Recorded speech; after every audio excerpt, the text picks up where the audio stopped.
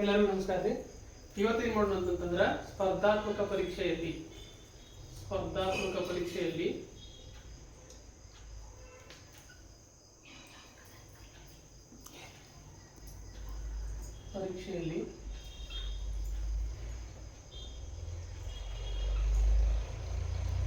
ವಿಜ್ಞಾನ ವಿಜ್ಞಾನ ವಿಷಯದ ಬಗ್ಗೆ ಯಾವ ರೀತಿ ಕ್ವಶನ್ ಕೇಳ್ತಾರೋ, ಆಮೇಲೆ ಕಾನ್ಸೆಪ್ಟ್ ಹೆಂಗದಾವು, ಆಮೇಲೆ ಅವ್ನು ಹೆಂಗೆ ಸಾಲ್ವ್ ಮಾಡಬೇಕು ಅನ್ನೋದ್ರ ಬಗ್ಗೆ ನೋಡೋದು. ಮೇನ್ ಇಂಪಾರ್ಟೆಂಟ್ ಏನಪ್ಪ ಅಂತಂತಂದ್ರೆ ವಿಜ್ಞಾನ ವಿಷಯದಾಗ ಸೈನ್ಸ್ ಒಳಗೆ ನಾವು ಏನು ಬರೀತಿರ್ತವಲ್ಲ, ಈಗ CET ಅನ್ನುವಂತಹ ಎಕ್ಸಾಮ್ ಇದು ಕಾಮನ್ ಎಂಟ್ರೆನ್ಸ್ ಟೆಸ್ಟ್ ಅಲ್ಲಿರ್ತದೆ. ಮೇನ್ ಇಂಪಾರ್ಟೆಂಟ್ ಏನಂತಂತಂದ್ರೆ ಇದನ್ನ ಕಾಮನ್ ಎಲಿಮಿನೇಷನ್ ಟೆಸ್ಟ್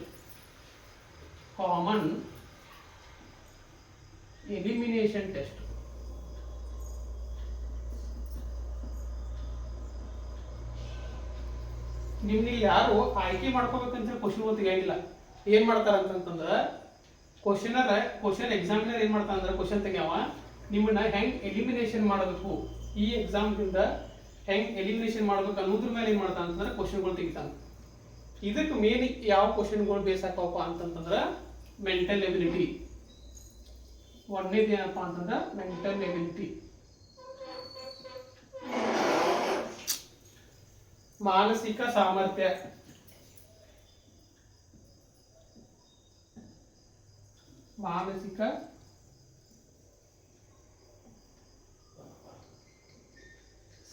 ಮತ್ತೇನೇನೋ ಏನಂತಂದ್ರೆ ವಿಜ್ಞಾನ.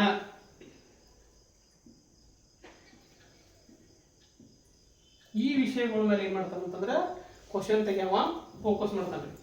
ಈ ವಿಷಯಗಳ ಮೇಲೆ ಕ್ವಶನ್ ತೆಗೆದು ಏನ್ ಮಾಡ್ತಾನಂತಂದ್ರೆ ನಿಮ್ಮನ್ನ ಎಲಿಮಿನೇಷನ್ ಮಾಡಕ್ ಟ್ರೈ ಮಾಡ್ತಾನ. ಮೇನ್ ವಿಜ್ಞಾನದಾಗ ಏನಪ್ಪಾ ಅಂತಂತಂದ್ರೆ ಕಾನ್ಸೆಪ್ಟ್ ಓರಿಯೆಂಟೆಡ್ ಕ್ವಶನ್ಗಳು ಕೇಳ್ತಾರೆ.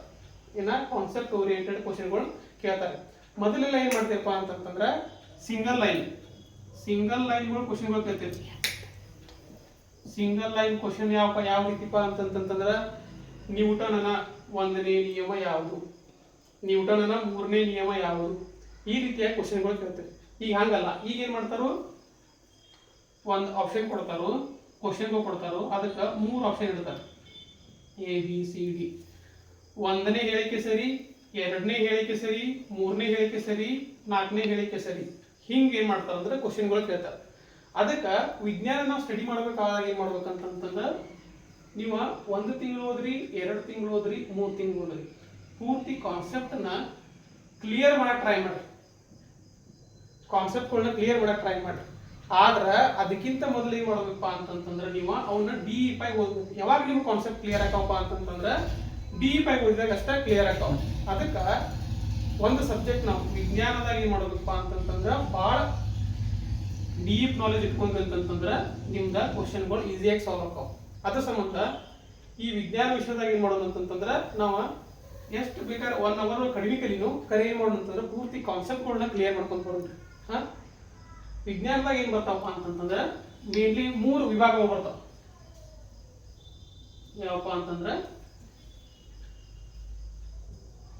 ಫಿಸಿಕ್ಸ್ ಒಂದೇದ್ದು, ಯಾವ್ದ ಫಿಸಿಕ್ಸ್.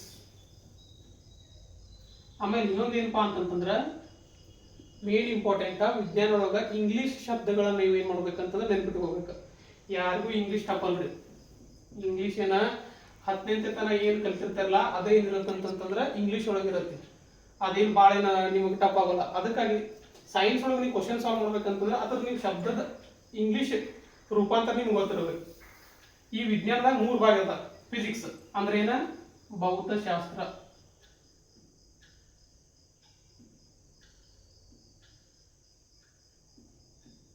ನೆಕ್ಸ್ಟ್ ಯಾವಪ್ಪ ಅಂತಂದ್ರೆ ರಸಾಯನ ಶಾಸ್ತ್ರ.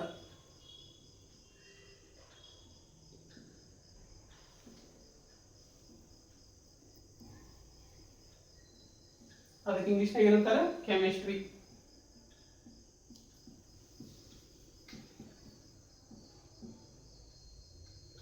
ಮೂರನೇದು ಏನಪ್ಪಾ ಅಂತಂದ್ರೆ ಜೀವಶಾಸ್ತ್ರ.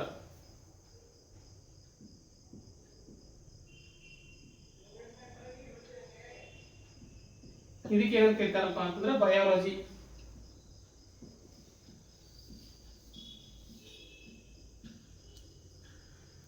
ವಿಜ್ಞಾನ ವಿಷಯ ಸೈನ್ಸ್ ಒಳಗೆ ಒಂದೇ ಇಂಪಾರ್ಟೆಂಟ್ ಇಲ್ರಿ, 3 ಇಂಪಾರ್ಟೆಂಟ್. ಏನು ಮಾಡ್ತಾರಪ್ಪ ಅಂತಂದ್ರೆ ಒಂದೊಂದು ಎಕ್ಸಾಮ್ದಾಗ ಏನು ಮಾಡ್ತಾರೋ ಫಿಸಿಕ್ಸ್ ಮೇಲೆ ಜಾಸ್ತಿ ಕ್ವಶನ್ ಕೇಳ್ತಾರೆ, ಒಂದೊಂದು ವಿಷಯದಾಗ ಏನು ಮಾಡ್ತಾರಪ್ಪ ಅಂತಂತಂದ್ರೆ ಕೆಮಿಸ್ಟ್ರಿ ಮೇಲೆ ಜಾಸ್ತಿ ಕ್ವಶನ್ ಕೇಳ್ತಾರೆ, ಒಂದೊಂದು ವಿಷಯದಾಗ ಒಂದೊಂದು ಎಕ್ಸಾಮ್ದಾಗ ಏನು ಮಾಡ್ತಾರೋ ಬಯಾಲಜಿ ಮೇಲೆ ಜಾಸ್ತಿ ಕೇಳ್ತಾರೆ. ಒಮ್ಮೊಮ್ಮೆ ಏನು ಮಾಡ್ತಾರೆ ಅಂತಂದ್ರೆ ಈಕ್ವಲ್ ಪ್ರಿಫರೆನ್ಸ್ ಕೊಡ್ತಾರೆ, ಪ್ರತಿಯೊಂದಕ್ಕೂ ಸಮಾನ ಇದನ್ನು ಕೊಡ್ತಾರೆ. ಇದ್ರ ಮೇಲೆ ಒಂದು 5 ಕ್ವಶನ್, ಇದ್ರ ಮೇಲೆ ಒಂದು 5 ಕ್ವಶನ್, ಇದ್ರ ಮೇಲೆ ಒಂದು 5 ಕ್ವಶನ್ ಹಿಂಗೆ ಕೇಳ್ತಾರೆ. ಮಿನಿಮಮ್ ಸೈನ್ಸ್ ಮೇಲೆ ಕ್ವಶನ್ ಬರುವಂತಂದ್ರೆ ಈಗಿನ ಟ್ರೆಂಡ್ ಪ್ರಕಾರ 2021 22 ನಂತರ ಏನು ಎಕ್ಸಾಮ್ಗಳು ನಡೆದವ ಅದ್ರ ಪ್ರಕಾರ ನಾವು ಓದು ಅಂತಂದ್ರೆ ಮಿನಿಮಮ್ ಇಲ್ಲ ಅಂತಂದ್ರು 15 ಕ್ವಶನ್ ಸೈನ್ಸ್ ಮ್ಯಾಗ ಅದಾವ. ನೀವು ಬೇಕಾದ್ರೆ KEA ಕ್ವಶನ್ ಪೇಪರ್ PSI ತೆಗೆದ್ರೆ ನೋಡಿ 402 ಇಲ್ಲಿಂದ ಟ್ರೆಂಡ್ ಚೇಂಜ್ ಆಗೈತೆ. ಇಲ್ಲಿಂದ ನೋಡ್ಕೊಂತ ಹೋಗ್ರಿ ಕ್ವಶನ್ಗಳು ಹೆಂಗಾಗ್ಯಾವ ಅಂತಂದ್ರೆ ಕಾನ್ಸೆಪ್ಟ್ ಓರಿಯೆಂಟೆಡ್ ಅದಾವ ಸೈನ್ಸ್ ಒಳಗೆ. ಅದಕ್ಕೆ ನಾವ್ ಏನ್ ಮಾಡೋದಪ್ಪ ಅಂತಂತಂದ್ರೆ ಫುಲ್ ಡೀಟೇಲ್ ಆಗಿ ಹೋಗೋದು, ಸ್ಲೋ ಆಗಿ ಹೋಗೋದನ್ನು ಕರೆ ಏನ್ ಮಾಡೋದು ಡೀಟೇಲ್ ಆಗಿ ನೋಡ್ಕೊಂತ ಹೋಗೋದು. ಇದರಲ್ಲಿ ನಾವ್ ಏನ್ ಮಾಡೋದು ಇವತ್ತು ಸ್ಟಾರ್ಟ್ ಮಾಡೋದು ಅಂತಂದ್ರೆ ಫಿಸಿಕ್ಸ್ ಒಳಗೆ ಏನ್ ಸ್ಟಾರ್ಟ್ ಮಾಡೋದಪ್ಪ ಅಂತಂತಂದ್ರೆ ಬೆಳಕು ಅನ್ನುವಂಥ ಚಾಪ್ಟರ್ ಸ್ಟಾರ್ಟ್ ಮಾಡೋದು.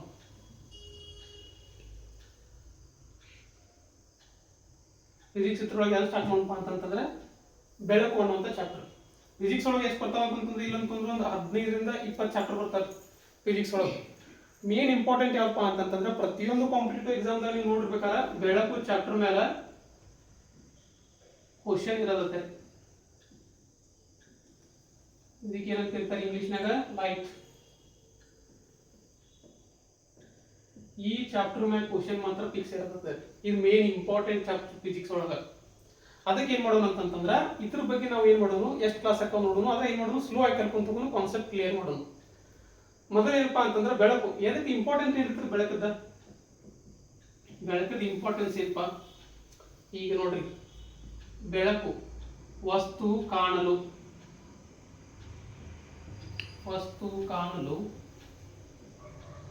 ಬೆಳಕು ಅವಶ್ಯಕ.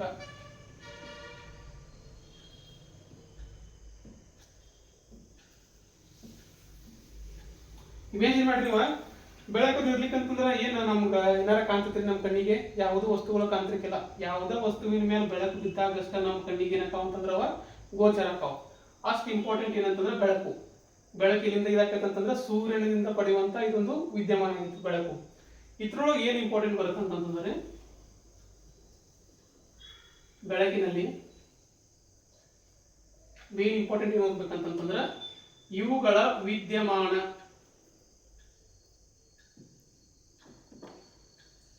ವಿದ್ಯಮಾನಗಳನ್ನು ಓದಬೇಕು. ಅಂದ್ರೆ ಏನ ಇಂಗ್ಲಿಷ್ನಾಗ ಏನ ಫೆನೋಮೆನಾನ್ಸ್.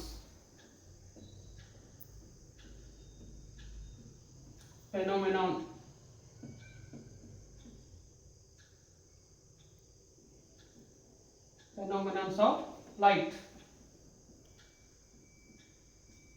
ಬೆಳಕಿನ ವಿದ್ಯಮಾನಗಳು ಅಂದ್ರೆ ಏನ್ರಿ, ಏನತ್ರ ಅರ್ಥ ಬೆಳಕಿನ ವಿದ್ಯಮಾನಗಳು ಅಂತಂದ್ರ ಉದಾಹರಣೆ ತಗೊಂಡು ಅಂತಂದ್ರ ಪ್ರತಿಫಲನ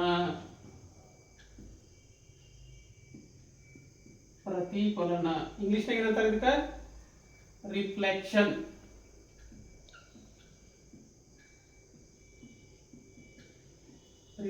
ಅಂತ. ನೆಕ್ಸ್ಟ್ ಯಾವಪ್ಪ ಅಂತಂತಂದ್ರ ವ್ಯತಿಕರಣ.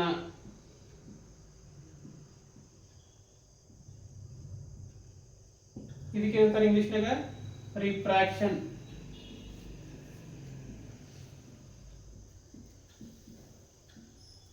ನೆಕ್ಸ್ಟ್ ಏನಂತ ಅದಾವ್ರಿ ಒಟ್ಟು ಆಂತರಿಕ ಪ್ರತಿಫಲನ.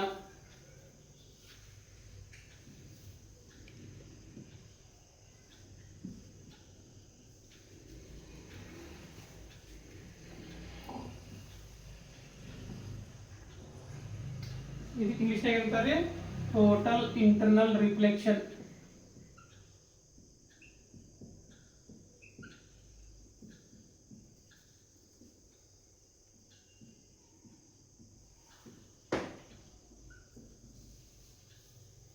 ಹಿಂಗ ಟೋಟಲ್ ಎಷ್ಟು ಬರ್ತಾವ ಅಂತಂದ್ರ 9 ಇವು ಬರ್ತಾವ ವಿದ್ಯಮಾನಗಳು. ಇದ್ರ ಮೇಲೆ ಕ್ವಶನ್ ಕೇಳೋದು ಸ್ಪರ್ಧಾತ್ಮಕ ಪರೀಕ್ಷೆ ಒಳಗೆ. ಇದ್ರ ಮೇಲೆ ಕಾನ್ಸೆಪ್ಟ್ ಮೇಲೆ ಕ್ವಶನ್ಗಳು ಕೇಳ್ಕೊಂತ ಹೋಗ್ತಾರೆ. ಬರೀ ಸಿಂಗಲ್ ಲೈನ್ ಓದ್ಲಂಗ ಇದ್ರ ಮೇಲೆ ಏನಂತಂದ್ರೆ ಪೂರಾ ಕಾನ್ಸೆಪ್ಟ್ ಅರ್ಥ ಮಾಡ್ಕೊಂಡು ಅವ್ರು ಏನ್ ಮಾಡ್ತಾರಪ್ಪ ಅಂತಂದ್ರೆ ಎಕ್ಸಾಂಪಲ್ ತಗೊಂಡು ಅಂತಂದ್ರೆ ಈಗ ನಾವು ಯಾವುದೋ ಒಂದು ಪಿ ಸಿ ಗಳು ಎಕ್ಸಾಮ್ ಅಂದ್ರೆ tenth Nagina P U C ಮೇಲೆ ಎಕ್ಸಾಮ್ ತಗೊಂಡ್ರೆ ಸಿಂಗಲ್ ಲೈನ್, ಈಗಂತೂ ಸಿಂಗಲ್ ಲೈನ್ ಇಲ್ಲ ಇರ್ಬಿಟ್ಟಿದ್ವಿ. ಕೆ ಎ ಕ್ವಶನ್ ಪೇಪರ್ ಯಾಕಂದ್ರೆ ಈ ಪಿ ಸಿನೂ ಯಾರು ತೆಗಿವಾರ್ದಂದ್ರೆ ಕೆ ಎ ತೆಗಿಯಾರ ಅವ್ರ ಕ್ವಶನ್ ಪೇಪರ್ ಹೆಂಗದ ಅಂತೇಳಿ ನೋಡಿದೆ. ಪ್ರತಿಯೊಂದು ಏನಿರ್ತಾವ ಅಂತಂದ್ರೆ ಹೇಳಿಕೆ ರೂಪದಾಗಿರ್ತಾರೆ. ಒಂದ ಉದಾಹರಣೆ ಕೊಡ್ತಾರೆ, ಅದಕ್ಕೆ ಏನ್ ಮಾಡ್ತಾರೆ ಅಂತಂದ್ರೆ ಇದಕ್ಕೆ ಕಾರಣವಾದದ್ದು ಯಾವುದು, ಎ ಬಿ ಸಿ ಡಿ ಹಿಂಗದೆಲ್ಲ ಕ್ವಶನ್ಗಳು ಕೇಳ್ಕೊಂತ ಹೋಗ್ತಾರೆ. ಅದಕ್ಕೆ ಏನ್ ಮಾಡೋದು ಅಂತಂದ್ರೆ ಪ್ರತಿಯೊಂದು ಕಾನ್ಸೆಪ್ಟ್ ಪ್ರತಿಫಲನ ಆಯ್ತು, ವ್ಯತಿಕರಣ ಆಯ್ತು, ಇವನ್ನೆಲ್ಲ ಏನ್ ಮಾಡೋದು ಅಂತಂದ್ರೆ ಫುಲ್ ಡೀಟೇಲ್ ಆಗಿ ನೋಡ್ಕೊಂತ ತಗೊಂಡ್ರಿ. ಒಂದು ಕಾನ್ಸೆಪ್ಟ್ ಒಂದೇ ಕ್ಲಾಸ್ ಆಗೋದಕ್ಕೆ ಫುಲ್ ಡೀಟೇಲ್ ಆಗಿ ನೋಡ್ಕೊಂತ ತಗೊಂಡು. ಆದ್ರೆ ಬೆಳಕು ಇವೆಲ್ಲ ಕಾನ್ಸೆಪ್ಟ್ ಅರ್ಥ ಮಾಡ್ಕೋಕ್ಕಿಂತ ಮೊದಲು ಏನ್ ಮಾಡೋದು ಅಂತಂದ್ರೆ ಅವುಗಳ ಗುಣಲಕ್ಷಣಗಳಾಗಿರ್ಬೋದು, ಅವುಗಳ ಬೇಸಿಕ್ ಏನೈತಲ್ಲ ಅದನ್ನು ಮೊದಲು ನೋಡೋದು. ಅದ್ರ ಮೇಲೆ ಕ್ವಶನ್ ಕೇಳ್ತಾರೆ.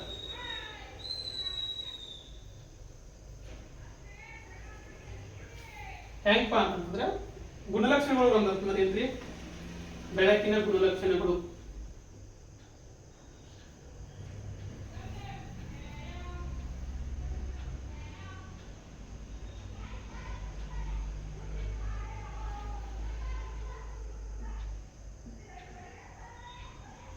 ಬೆಳಕಿನ ಗುಣಲಕ್ಷಣಗಳು ಏನಂತಾರೆ ಇದಕ್ಕೆ, ಕ್ಯಾರೆಕ್ಟರಿಸ್ಟಿಕ್ಸ್ ಆಫ್ ಲೈಟ್.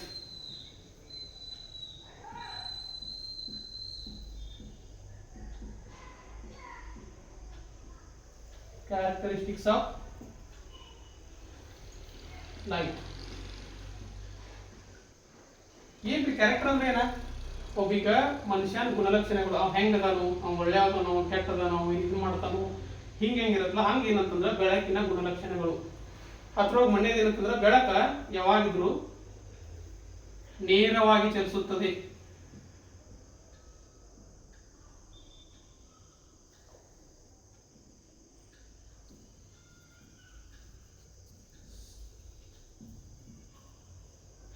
ಅಂದ್ರ ಸ್ಟ್ರೇಟ್ ಲೈನ್ ಚಲಿಸುತ್ತೆ ಯಾವಾಗಿದ್ರು.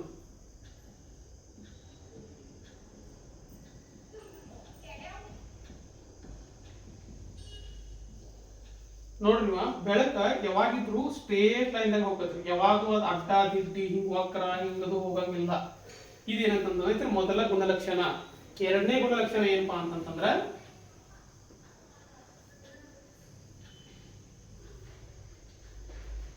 ಬೆಳಕು ನಿರ್ವಾತದಲ್ಲಿಯೂ ಕೂಡ ಚಲಿಸುತ್ತದೆ.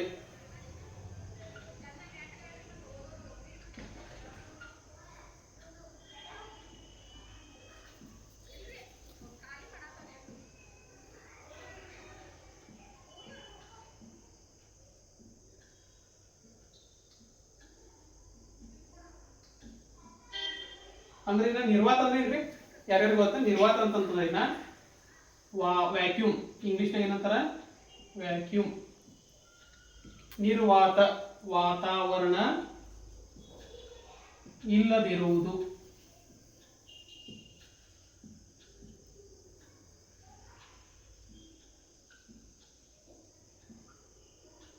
ಏನಂತಾರೆ ಇದಕ್ಕೆ ವ್ಯಾಕ್ಯೂಮ್. ಈ ಇದ್ರೊಳಗು ಬೆಳಕಿನ ಚಲನೆ ಮಾಡತ್ತೆ. ಬೆಳಕು ನಾರ್ಮಲ್ ಆಗು ಚಲನೆ ಮಾಡತ್ತಿ. ಹೆಂಗಂತಂದ್ರೆ ಈ ವಾತಾವರಣ ಇದ್ದಾಗೂ ಚಲನೆ ಮಾಡತ್ತಿ. ಅದ್ರ ಸ್ಪೆಷಲ್ ಕ್ಯಾರೆಕ್ಟರ್ ಏನಪ್ಪಾ ಅಂತಂತಂದ್ರೆ ವ್ಯಾಕ್ಯೂಮ್ದಾಗೂ ಕೂಡ ಚಲನೆ ಮಾಡ್ತತಿ. ಆದ್ರೆ ಶಬ್ದ ಹಂಗಲ್ಲ. ಶಬ್ದಕ್ಕೆ ಏನಂತಂದ್ರೆ ಯಾವ್ದಾರ ಒಂದು ಮಾಧ್ಯಮದ ಅವಶ್ಯಕತೆ ಐತಿ. ಏನ್ ಮಾಧ್ಯಮ ಅಂತಂದ್ರೆ ಏನ, ಗಾಳಿ, ಆಮೇಲೆ ಇವು ಏನವ ಘನ ವಸ್ತುಗಳು, ಲಿಕ್ವಿಡ್ ದ್ರವ ವಸ್ತುಗಳು, ಇವೆಲ್ಲ ಏನಕ್ಕಾವ ಅಂತಂದ್ರೆ ಒಂದೊಂದು ಮೀಡಿಯಂ ಹಾಕವ್ರೆ. ಆ ಮಾಧ್ಯಮಗಳಲ್ಲೂ ಏನಾಕೈತಂತಂದ್ರೆ ಗಾಳಿ ಚಲನೆ ಮಾಡತ್ತಾವ. ಶಬ್ದ ಹಂಗಲ್ರಿ. ಅದು ಯಾವಾಗಿದ್ರು ಏನಂತಂದ್ರೆ ಅದಕ್ಕೆ ಒಂದು ಮಾಧ್ಯಮದ ಅವಶ್ಯಕತೆ ಇದ್ದೇ ಇರ್ತತಿ. ಒಂದು ಮಾಧ್ಯಮ ಇರ್ಲಿಕ್ಕಂತಂದ್ರೆ ಶಬ್ದವಾಗಿಲ್ಲ. ಎಕ್ಸಾಂಪಲ್ ತಗೋದಂತಂದ್ರ ಯಾವ್ದೋ ಒಂದು ರೂಮ್ ಲಾಕ್ ಮಾಡ್ಕೊಂಡು ಅಲ್ಲಿ ಏನು ಗಾಳಿನೂ ಇರಬಾರ್ದು ಏನೂ ಇರಬಾರ್ದು. ನೀವು ಒಂದ್ ಏನಾರ ಸೌಂಡ್ ಮಾಡಿರಪ್ಪ ಅಂತಂತಂದ್ರ ಅದು ಅಕಸ್ಮಾತ್ ಅಲ್ಲಿ ಏನೂ ಇರ್ಲಿಲ್ಲಪ್ಪ ಅಂತಂತಂದ್ರ ಸೌಂಡ್ ಕಡಿಮೆ ಕೇಳಿಸತ್ರಲ್ಲಿ.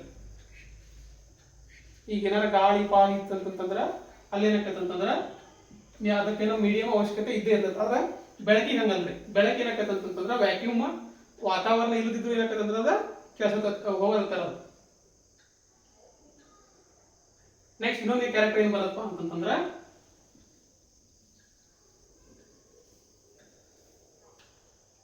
ಬೆಳಕಿನ ಕಿರಣಗಳು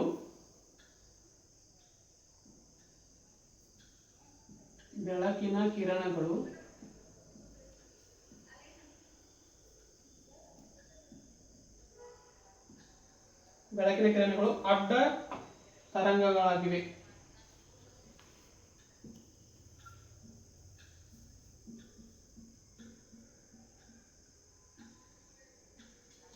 ಏನ್ ಹಿಂಗಂದ್ರೆ ಅಡ್ಡ ತರಂಗ ಅಂದ್ರೆ ಏನ್ರಿ? Transverse wave.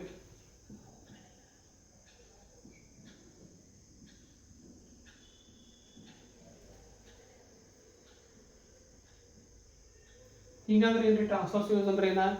ಒಂದು ಮೀಡಿಯಂ ಐತಿ, ಎಕ್ಸಾಂಪಲ್ ಅಂತಂದ್ರೆ ಮಾಧ್ಯಮ, ಯಾವ್ದ ಗಾಳಿ ಮಾಧ್ಯಮ ಐತಿ ಅಂತ ತಿಳ್ಕೊರಿ. ಅದಕ್ಕೆ ಏನಾಗಿತ್ತು ಅಂತಂದ್ರೆ ಆ ಮಾಧ್ಯಮಕ್ಕೆ ಏನಂತಂದ್ರೆ ಅಡ್ಡವಾಗಿ ಚಲನೆ ಮಾಡ್ತಾವ್ರಿ, ಅಡ್ಡವಾಗಿ ಚಲನೆ ಮಾಡ್ತಾವ್ರಿ, ಹಿಂಗೆ ಚಲನೆ ಮಾಡ್ತಾವ ಲೈಟ್ ಯಾವಾಗಿದ್ರು. ಏನಂತಂದ್ರೆ ಉದ್ದ ಚಲನೆ ಮಾಡೋರು, ಅಡ್ಡ ಚಲನೆ ಮಾಡ್ತಾವ. ಇದೊಂದು ಇತರ ಗುಣಲಕ್ಷಣ. ಇನ್ನೊಂದು ಏನಂತಂದ್ರ ಎರಡು ಗುಣಲಕ್ಷಣಗಳಾದ್ರೆ ಇದು ಬೆಳಕು ಶಕ್ತಿಯ ಮೂಲ ಐತಿ. ಬೆಳಕು ಅನ್ನೋದೇನ? ಶಕ್ತಿಯ ಮೂಲ.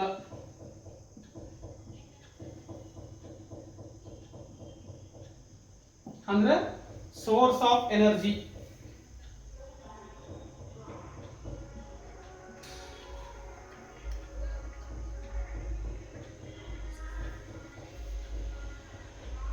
ಸೋರ್ಸ್ ಆಫ್ ಎನರ್ಜಿ ಅಂತ ಕರೀತಾರೆ. ಏನಪ್ಪ ಬೆಳಕು ಯಾಕಂತಂದ್ರೆ ಶಕ್ತಿಯ ಮೂಲ. ಏನಿದೆ ಶಕ್ತಿಯ ಮೂಲ ಅಂತಂತಂದ್ರ ಬೆಳಕಿನಿಂದ ನಾವು ಇತರೆ ಶಕ್ತಿಗಳನ್ನ ಪಡೆಯಬಹುದು, ಇತರೆ ಶಕ್ತಿಗಳನ್ನ ಪಡೆಯಬಹುದು.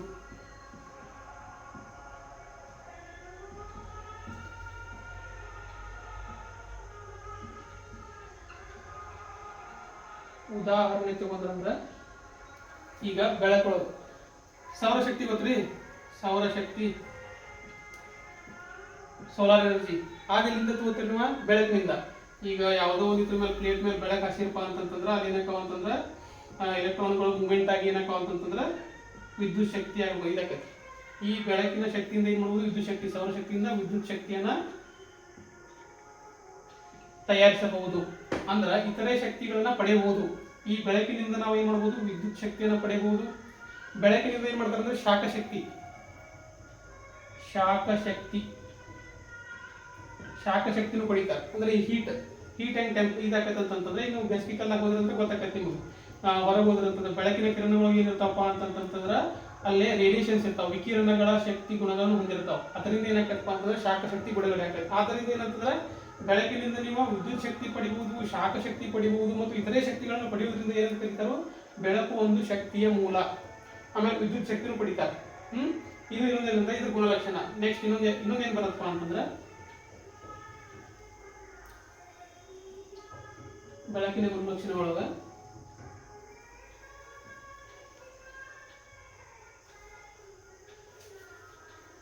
ಬೆಳಕು ತರಂಗಗಳ ರೂಪದಲ್ಲಿ ಚಲಿಸುತ್ತದೆ.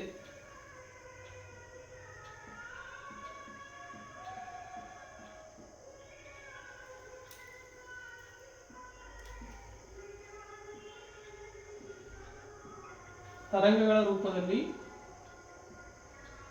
ಚಲಿಸುತ್ತದೆ ಅಂದ್ರೆ ಏನಪ್ಪ ಅಂತಂತಂದ್ರೆ ವೇವ್ ಇನ್ ನೇಚರ್.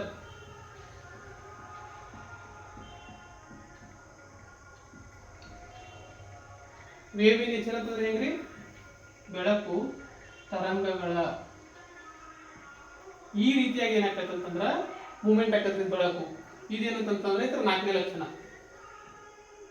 ಲಕ್ಷಣಗಳಾಗ್ತತ್ರಿ. 1ನೇ ಲಕ್ಷಣ ಏನಂತಂದ್ರೆ ಬೆಳಕು ನೇರವಾಗಿ ಚಲಿಸುತ್ತದೆ. ಬೆಳಕು ಏನಂತಂದ್ರೆ ಅಡ್ಡ ತರಂಗ, ಒಂದು ಮೀಡಿಯಂ ಇತ್ತಂದ್ರೆ ಅದಕ್ಕೆ ಅಡ್ಡ ಹೋಗತ್ರಿ. ಆಮೇಲೆ ಇನ್ನೊಂದೇನಂತಂದ್ರೆ ಬೆಳಕು ಶಕ್ತಿಯ ಮೂಲ. ಶಕ್ತಿಯ ಮೂಲ ಅಂತಂದ್ರೆ ಆ ಬೆಳಕಿನಿಂದ ನಾವು ಸೌರಶಕ್ತಿ ಪಡಿಬಹುದು, ಶಾಖಶಕ್ತಿ ಪಡಿಬಹುದು, ವಿದ್ಯುತ್ ಶಕ್ತಿಯನ್ನ ಪಡಿಬಹುದು.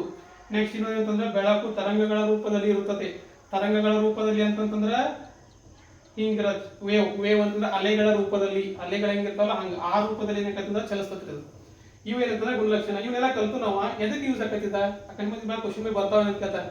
ಹೆಂಗ್ ಕೇಳ್ತಾರಪ್ಪ ಕ್ವಶನ್ ಅಂತಂದ್ರೆ ಈ ಕೆಳಗಿನವುಗಳಲ್ಲಿ ಯಾವುದು ಬೆಳಕಿನ ಲಕ್ಷಣವಲ್ಲ ಅಂತ ಕೇಳ್ತಾರೆ. ಅದ್ರಾಗ ಆಪ್ಷನ್ ಏನ್ ಕೊಡ್ತಾರೆ? 1ನೇ ಆಪ್ಷನ್ ನೇರವಾಗಿ ಚಲಿಸುತ್ತದೆ, ಬೆಳಕಿಗೆ ಮಾಧ್ಯಮದ ಅವಶ್ಯಕತೆ ಇದೆ, ಬೆಳಕು ಅಡ್ಡ ತರಂಗವಾಗಿಲ್ಲ, ಬೆಳಕು ಶಕ್ತಿಯ ಆಕಾರವಾಗಿದೆ.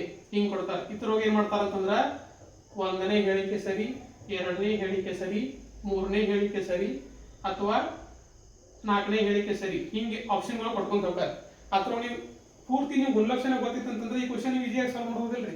ಅದಕ್ಕಾಗಿ ಏನು ಮಾಡ್ಬೇಕಂತಂದ್ರೆ ಕಲಿಯುವಾಗ ಪೂರ್ತಿ ಡೀಟೇಲ್ ಆಗಿ ಕಲ್ತು ಬಿಡ್ಬೇಕು. ಇವು ಗುಣಲಕ್ಷಣಗಳು ಇದ್ರ ಇಷ್ಟ ರೀ, ಇದಕ್ಕಿಂತ ಹೊರಗೆ ಗುಣಲಕ್ಷಣಗಳು ಕೇಳಂಗಿಲ್ಲ. ನೆಕ್ಸ್ಟ್ ಏನು ಬರತ್ತಂತಂದ್ರೆ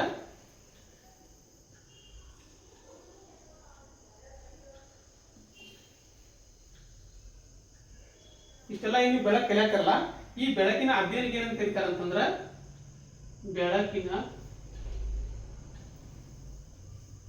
ಅಧ್ಯಯನಕ್ಕೆ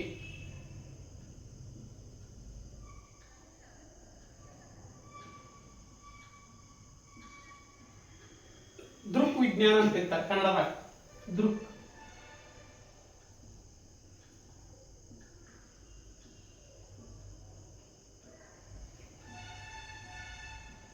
ನೋಡ್ರಿ, ದೃಕ್ ವಿಜ್ಞಾನ ಅಂತಂದ್ರೆ ನಿಮ್ಗೆ ಸರಿ ಅನ್ಸುತ್ತದ. ಅವ ಇತರ ಆಪ್ಷನ್ ಕೊಡುವಾಗ ಹಿಂಗ್ ದೃಕ್ ವಿಜ್ಞಾನ ಕೊಡಂಗಿಲ್ಲ. ಏನ್ ಕೊಡ್ತಾನೋ ಆಪ್ಟಿಕ್ಸ್, ಏನ್ ಕೊಡ್ತಾರೋ ಆಪ್ಟಿಕ್ಸ್ ಅಂತ ಕೊಡ್ತಾರ. ಹಿಂಗ ಕೊಡ್ತಾರೆ ಕನ್ನಡದಾಗ ಕೊಡ್ತಾರ. ಏನ ಹಿಂಗ್ ಬರತ್ ಕನ್ನಡದಾಗ ಆಪ್ಟಿಕ್ಸ್ ಅಂತ ಕೊಡ್ತಾರ. ಅವಾಗ ನೀವು ಬರೀ ದೃಕ್ ವಿಜ್ಞಾನ ಅಂತ ಓದ್ಕೊಂಡು ಹೋಗಿದ್ರಿ ಅಂತಂದ್ರೆ ನಿಮ್ಗೆ ಗೊತ್ತಾಗಲ್ಲ. ಆಪ್ಟಿಕ್ಸ್ ಅಂತ ಓದ್ಕೊಂಡು ಹೋಗಿದ್ರಿ ಅಂತಂದ್ರೆ ನೀವು ಅಕಸ್ಮಾತ್ ಈ ದೃಕ್ ವಿಜ್ಞಾನ ಕೊಟ್ಟಿದ್ರ ಅಂತಂದ್ರೆ ನೀವು ಇಂಗ್ಲಿಷ್ ಕ್ವಶನ್ ನೋಡಿದ್ರಿ ಅಂತಂದ್ರೆ ಇಲ್ಲಿ ಆಪ್ಟಿಕ್ಸ್ ಅಂತ ಇರೋದತ್ತೆ. ಅವಾಗ ನಿಮ್ಗೆ ಈಸಿಯಾಗಿ ಗೊತ್ತಾಗತ್ತೆ. ಸೈನ್ಸ್ ಕ್ವಶನ್ ಪೇಪರ್ ಸಾಲ್ವ್ ಮಾಡುವಾಗ ಯಾವಾಗಿದ್ರು ಕ್ವಶನ್ಗಳು ಇಂಗ್ಲಿಷ್ನಾಗೂ ನೋಡೋದು ಬರೀ. ಯಾಕಂತಂದ್ರೆ ಕನ್ನಡ ನಿಮ್ಗೆ ಅರ್ಥ ಆಗಲ್ಲ. ಬರೀ ಇಂಗ್ಲಿಷ್ನಾಗ ಒಂದು ಶಬ್ದ ನಿಮ್ಗೆ ಅರ್ಥ ಆತಂತಂದ್ರು ಇಡೀ ಕ್ವಶನ್ ಸಾಲ್ವ್ ಮಾಡ್ಕೋಬಹುದು. ಇದಾದ್ರೆ ಆಮೇಲೆ ನೆಕ್ಸ್ಟ್ ಇನ್ನ ಬೆಳಕು ಚಲಿಸ್ತತಿ ಅನ್ನಕತ್ತೀವಿ. ಬೆಳಕ ಯಾವ ಸ್ಪೀಡ್ ಚಲಿಸ್ತತಿ ಇದ್ರ ಮೇಲೆ ಕ್ವಶನ್ ಆಗೈತಿ. ಬೆಳಕಿನ ವೇಗ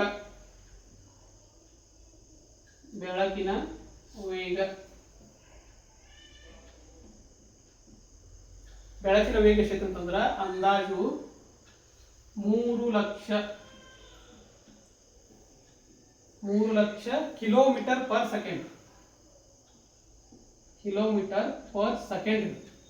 ಕಿಲೋಮೀಟರ್ ಪರ್ ಅವರ್ ಅಲ್ಲ, ಒಂದು ಸೆಕೆಂಡಿಗೆ 3 ಲಕ್ಷ ಕಿಲೋಮೀಟರ್ ಹೋಗ್ತದೆ ಬೆಳಕು. ಈಗ ನಾವು ಬರೀ ನಮ್ಮ ಭೂಮಿದ ಸುತ್ತಳತೆ ತಗೊಂಡಂತಂದ್ರೆ 40,000 ಕಿಲೋಮೀಟರ್ ಐತಿ. ಎಷ್ಟೈತಿ? 40,000 ಕಿಲೋಮೀಟರ್ ಐತಿ. ಬೆಳಕು ಎಷ್ಟು? ಒಂದು ಸೆಕೆಂಡಿಗೆ ಇಲ್ಲಿಂದ ಬಿಟ್ರೆ ಅಂತಂದ್ರೆ ಭೂಮಿ ನೆನ್ಸಲ ಸುತ್ತಾಕ್ಬೋದು ನೋಡ್ರಿ, ವಿಚಾರ ಮಾಡಿ. 3 ಲಕ್ಷ ಕಿಲೋಮೀಟರ್ ಪರ್ ಸೆಕೆಂಡ್. ಆಪ್ಷನ್ದಾಗ ಏನ್ ಕೊಡ್ತಾರೆ? ಪರ್ ಅವರ್ ಅಂತ ಕೊಡ್ತಾರ. ಒಂದು ತಾಸಿಗೆ 3 ಲಕ್ಷ ಕಿಲೋಮೀಟರ್ ಹೋಗಿಲ್ರಿ, ಒಂದು ಸೆಕೆಂಡಿಗೆ 3 ಲಕ್ಷ ಕಿಲೋಮೀಟರ್ ಪರ್ ಸೆಕೆಂಡ್ ಹೋಗ್ತದೆ. ಅದೇ ರೀತಿ ಈ ಆಪ್ಷನ್ ಇದ್ರೊಳಗೆ ಏನ್ ಮಾಡ್ತಾರ ಅಂತಂದ್ರೆ ಪಿಷ್ಟ ಹೆಂಗ್ ಕೊಡ್ತಾರಂತಂದ್ರೆ 3 × 10⁵ ಕಿಲೋಮೀಟರ್ ಪರ್ ಸೆಕೆಂಡ್ ಹಿಂಗ್ ಕೊಡಂಗಿಲ್ಲ ಆಪ್ಷನ್ದಾಗ. ಹಿಂಗ್ ಕೊಟ್ರೆ ನಾರ್ಮಲ್ ಆಗಿ ಎಲ್ಲರೂ ಸಾಲ್ವ್ ಮಾಡ್ತಾರ. ನೀವು ಏನ್ ಮಾಡ್ಬೇಕು? ಅವ್ರಿಗೆ ಎಲಿಮಿನೇಷನ್ ಮಾಡಬೇಕು. ಈ ವಿಧದಾಗ ಘಾತಾಂಕ ರೂಪದಲ್ಲಿ ಏನ್ ಮಾಡ್ತಾರ ಅಂದ್ರೆ ಆಪ್ಷನ್ಗಳು ಕೊಡ್ತಾರ. ಹೆಂಗಪ್ಪ ಘಾತಾಂಕ ರೂಪದ ಹೆಂಗ್ ಬರೀಬೇಕು? 3 ಐತ್ರೆ, ಎಷ್ಟು ಜೀರೋ ಅದಾವ ಎನಿಸಿ? 1 2 3 4 5 5 ಜೀರೋ ಅದಾವ. 10⁵ ಇಷ್ಟ ರೀ, ಸಿಂಪಲ್ ಕಿಲೋಮೀಟರ್ ಪರ್ ಸೆಕೆಂಡ್. ಇನ್ನೊಂದು ಟ್ವಿಸ್ಟ್ ಕೊಡ್ತಾರೆ. ಇನ್ನೊಂದು ಟ್ವಿಸ್ಟ್ ಏನ್ ಮಾಡ್ತಾರಂದ್ರ ಆಪ್ಷನ್ದಾಗ ಎಲ್ಲಾನು ಮೀಟರ್ ಪರ್ ಸೆಕೆಂಡ್ ದಾಗ ಕೊಡ್ತಾರೆ. ಅವಾಗ ಏನ್ ಮಾಡ್ಬೇಕು? ಇದು 10 ಕಿಲೋಮೀಟರ್ ಪರ್ ಸೆಕೆಂಡ್ ದಾಗ ಗೊತ್ತಾಗೈತಿ. ಇನ್ನೊಂದು ಮೀಟರ್ ಪರ್ ಸೆಕೆಂಡ್ ದಾಗ ಮಾಡ್ಬೇಕಲ್ರಿ. ಮೀಟರ್ ಪರ್ ಸೆಕೆಂಡ್ ಅಂದ್ರೆ ಈಗ ನೋಡ ಕಿಲೋಮೀಟರ್ ಪರ್ ಸೆಕೆಂಡ್ ಅಂದ್ರೆ 3 ಲಕ್ಷ ಕಿಲೋಮೀಟರ್ ಪರ್ ಸೆಕೆಂಡ್ ಬರ್ತೈತಿ ನಿಮ್ಗೆ. 3 ಲಕ್ಷ ಕಿಲೋಮೀಟರ್ ಪರ್ ಸೆಕೆಂಡ್ ಅಂತ ಬರುತ್ತೆ. ಇದು ನೀವು ಮೀಟರ್ ದಾಗ ಮಾಡ್ಕೋಬೇಕು. ಹೆಂಗ್ ಅಂತಂದ್ರ 1 ಮೀಟರ್ ಅಂದ್ರೆ ಎಷ್ಟ್ರಿ? 1 ಕಿಲೋಮೀಟರ್ ಅಂದ್ರೆ ಎಷ್ಟ? 1000 ಮೀಟರ್ ಆಗ್ತದ್ರಿ. 1000 ಮೀಟರ್ ಅಂದ್ರ 3 ಲಕ್ಷ ಕಿಲೋಮೀಟರ್ ಅಂತಂದ್ರೆ ಎಷ್ಟಾಕತ್ರಿ? 3 ಲಕ್ಷ ಗುಣಾಕಾರ 1000 ಕೊಡ್ಬೇಕು ನಾವು. 1000 ಮಾಡಿದ್ರೆ ಎತ್ತರ ಸಿಗುತ್ತೆ ನಮ್ಗೆ? ಬೆಳಕಿನ ವೇಗ ಮೀಟರ್ ಪರ್ ಸೆಕೆಂಡ್ ಸಿಗುತ್ತೆ. ಮೀಟರ್ ಪರ್ ಸೆಕೆಂಡ್ ಸಿಗುತ್ತೆ. ಇದನ್ನ ಏನ್ ಮಾಡ್ತಾನ ಅಂತಂದ್ರೆ ಇಷ್ಟ ಕೊಡಂಗಿಲ್ಲ ನಾವು, ಘಾತಾಂಕ ರೂಪದಾಗ ಕೊಡ್ತಾನ ನಾವು. 2 ತಿರುಗಾದ ಅನಿಸ್ರಿ. 1 2 3 4 5 6 7 8 3 × 10⁸ ಮೀಟರ್ ಪರ್ ಸೆಕೆಂಡ್. ನೋಡ್ರಿ ಇಲ್ಲೇ ಎಷ್ಟು ಟ್ವಿಸ್ಟ್ ಮಾಡ್ಬೋದು. 3 × 10⁻³ ಕೊಟ್ಟ, 4 ಕೊಟ್ಟ, 5 ಕೊಟ್ಟ. ಕಿಲೋಮೀಟರ್ ಪರ್ ಸೆಕೆಂಡ್ ದಾಗ ಕೊಡ್ತಾನ, ಮೀಟರ್ ಪರ್ ಸೆಕೆಂಡ್ ದಾಗ ಕೊಡ್ತಾನ. ಯಾವ್ದೈತಿ ಅಂತ ಹೇಳಿ ಚೆಕ್ ಮಾಡ್ಬೇಕು ಮೊದಲು. Main important kilometre, metre per second. 10⁻ ಹೆಂಗ್ ಬರೀಬೇಕು? ಎಷ್ಟು ಜೀರೋ ಅದಾವ ಅಂತ ಎನಿಸ್ಬೇಕು. 10⁻³ ಮ್ಯಾಗ ಇಡಬೇಕು. ಇಷ್ಟ ಬೆಳಕಿನ ವೇಗದ ಮೇಲೆ ಏನಾಕತಿ? ಇಷ್ಟು ಕ್ವಶನ್ ಬಿಟ್ಟು ಇದಾಗಲ್ಲ. ಏನ್ ನೋಡಿದ್ವಿ ನಾವೀಗ? ಬೆಳಕಿನ ಲಕ್ಷಣಗಳು ನೋಡಿದ್ವು. ಆಮೇಲೆ ಬೆಳಕಿನ ಅಧ್ಯಯನ ಅಂದ್ರೆ ಏನಂತ ನೋಡುದು. ನೆಕ್ಸ್ಟ್ ಬೆಳಕಿನ ವೇಗ ನೋಡುದು. ಇನ್ನೇನಪ್ಪಾ ಅಂತಂದ್ರೆ ವಿದ್ಯಮಾನಗಳು ಬರುತ್ತೆ. ಮೇನ್ ಇಂಪಾರ್ಟೆಂಟ್ ಅಂದ್ರೆ ಇದ ಟ್ವಿಸ್ಟ್ ಕ್ವಶನ್ ಕೇಳಬಹುದು. ಮ್ಯಾಕ್ ವಿದ್ಯಮಾನಗಳು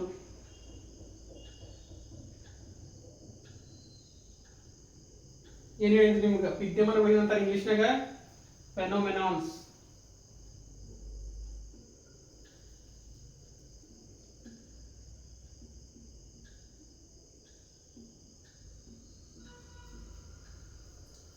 ಅವ ಏನ್ ಮಾಡ್ತಾರಂತಂದ್ರ ಕ್ವಶನ್ದಾಗ ಏನ್ ಕೇಳ್ತಾನಂದ್ರ ಒಂದು ಸ್ಟೇಟ್ಮೆಂಟ್ ಕೊಡ್ತಾನ. ಒಂದು ಸ್ಟೇಟ್ಮೆಂಟ್ ಕೊಟ್ಟು ಇದಕ್ಕೆ ಕಾರಣವಾಗುವ ವಿದ್ಯಮಾನ ಕನ್ನಡದಾಗ ಚಲೋ ಇದಕ್ಕೆ ಕಾರಣವಾದ ಫೆನೋಮೆನಾ ಯಾವುದು ಹಿಂಗ್ ಕೇಳ್ತಾನ ಕ್ವಶನ್. ನೀವು ಇದನ್ನ ಓದ್ಕೊಂಡು ಹುಡುಗಿದ್ರಪ್ಪ ಅಂತಂದ್ರ ಇಂಗ್ಲಿಷ್ ಕ್ವಶನ್ ಪೇಪರ್ ನೋಡಿದ್ರ ಅಂತಂದ್ರೆ ನೀವು ಈಸಿಯಾಗಿ ಸಾಲ್ವ್ ಆಗತ್ತೆ. ಕನ್ನಡದಾಗ ಅಕಸ್ಮಾತ್ ಇದನ್ನು ಕೊಟ್ಟಿದ್ದು ಇದು ಸಾಲ್ವ್ ಮಾಡ್ಬೋದು, ಇಲ್ಲಾಂದ್ರೆ ವಿದ್ಯಮಾನ ಮಾಡಿದಂದ್ರೆ ಇದು ಸಾಲ್ವ್ ಮಾಡ್ಬೋದು. ಅದಕ್ಕಾಗಿ ಇಂಗ್ಲಿಷ್ನಾಗ ಹೆಚ್ಚಿಗೆ ಇಡಕ್ ನೋಡಕ್ ಟ್ರೈ ಮಾಡಿ ನೆನ್ಪಿಟ್ಬೇಕು. ಅದ್ರ 9 ಬರ್ತಾವ ನೋಡಿದ್ರೆ ಅದ್ರ ಒಳ್ಳೇದು ನೋಡಪ್ಪ ಅಂತಂದ್ರ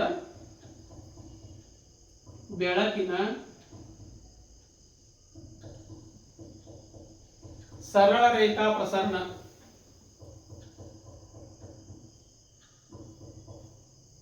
ಸರಳ ರೇಖಾ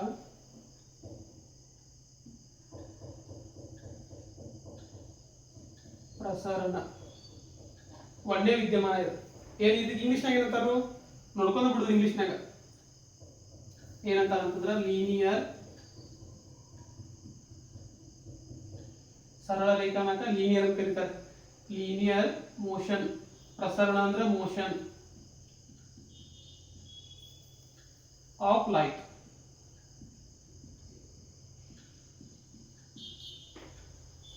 ಲೀನಿಯರ್ ಮೋಷನ್ ಆಫ್ ಲೈಟ್. ಈಗ ಅಂದ್ರೆ ಏನಿರ್ತದ ಸರಳ ರೇಖಾ ಪ್ರಸರಣ ಅಂದ್ರ ನೀವು ಒಂದು ಗುಣಲಕ್ಷಣದಾಗ ನೋಡಿದ್ರೆ ಗೊತ್ತು. ಬೆಳಕು ಯಾವಾಗಿದ್ರು ಸರಳ ರೇಖೆದಾಗ ಚಲಿಸ್ತತಿ, ವಕ್ರದೇಶ ಹೋಗಲ್ಲ. ಹಿಂಗ್ ಹೋದ್ನೆ ಅಂತ ಹೋಗಂಗಿಲ್ಲ. ಬೆಳಕು ಯಾವಾಗಿದ್ರು ಸರಳ ರೇಖಾ. ಇದ ಬೆಳಕಿನ ಸರಳ ರೇಖಾ ಪ್ರಸರಣ. ಈ ವಿದ್ಯಮಾನದಿಂದ ಜಗತ್ತಿನಲ್ಲಿ ಯಾವ್ಯಾವ ಬದಲಾವಣೆ ಆಕಾವು, ಈ ಬೆಳಕು ಸರಳ ರೇಖೆ ಚಲಿಸುವುದರಿಂದ ಏನೇನು ಕಾರಣಗಳಾಕಾವು, ಏನೇನು ಉದ್ಭವ ಆಕಾವು ಅನ್ನೋದು ಏನಂತಂದ್ರಪ್ಪ ಹಗಲು ರಾತ್ರಿಗಳು ಉಂಟಾಗುತ್ತವೆ. ಹಗಲು ರಾತ್ರಿ, ಡೇ ಅಂಡ್ ನೈಟ್, ಹಗಲು ರಾತ್ರಿಗಳು ಉಂಟಾಗುತ್ತವೆ. ನೆಕ್ಸ್ಟ್ ಏನಪ್ಪಾ ಅಂತಂದ್ರ ಗ್ರಹಣಗಳು ಸಂಭವಿಸುತ್ತವೆ.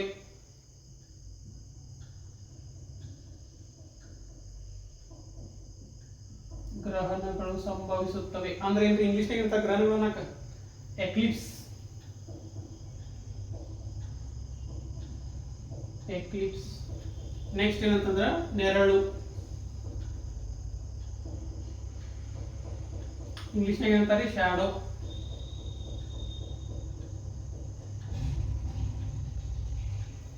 ಇವು ಮೂರು ವಿದ್ಯಮಾನಕ್ಕೆ ಕಾರಣ ಏನಾಗತ್ತಂದ್ರ ಬೆಳಕು ಸರಳ ರೇಖೆ ಚಲಿಸೋದ್ರಿಂದ ಈ ಮೂರು ವಿದ್ಯಮಾನಗಳು ಉಂಟಾಕಾವ. ಹೆಂಗ ಅನ್ನೋದು ನೋಡ್ಕೊಂಡು ಬರೋಣ. ಒಂದೇದೇನಂತಂದ್ರ ಹಗಲು ರಾತ್ರಿ ಹೆಂಗ ಆಕತಿ.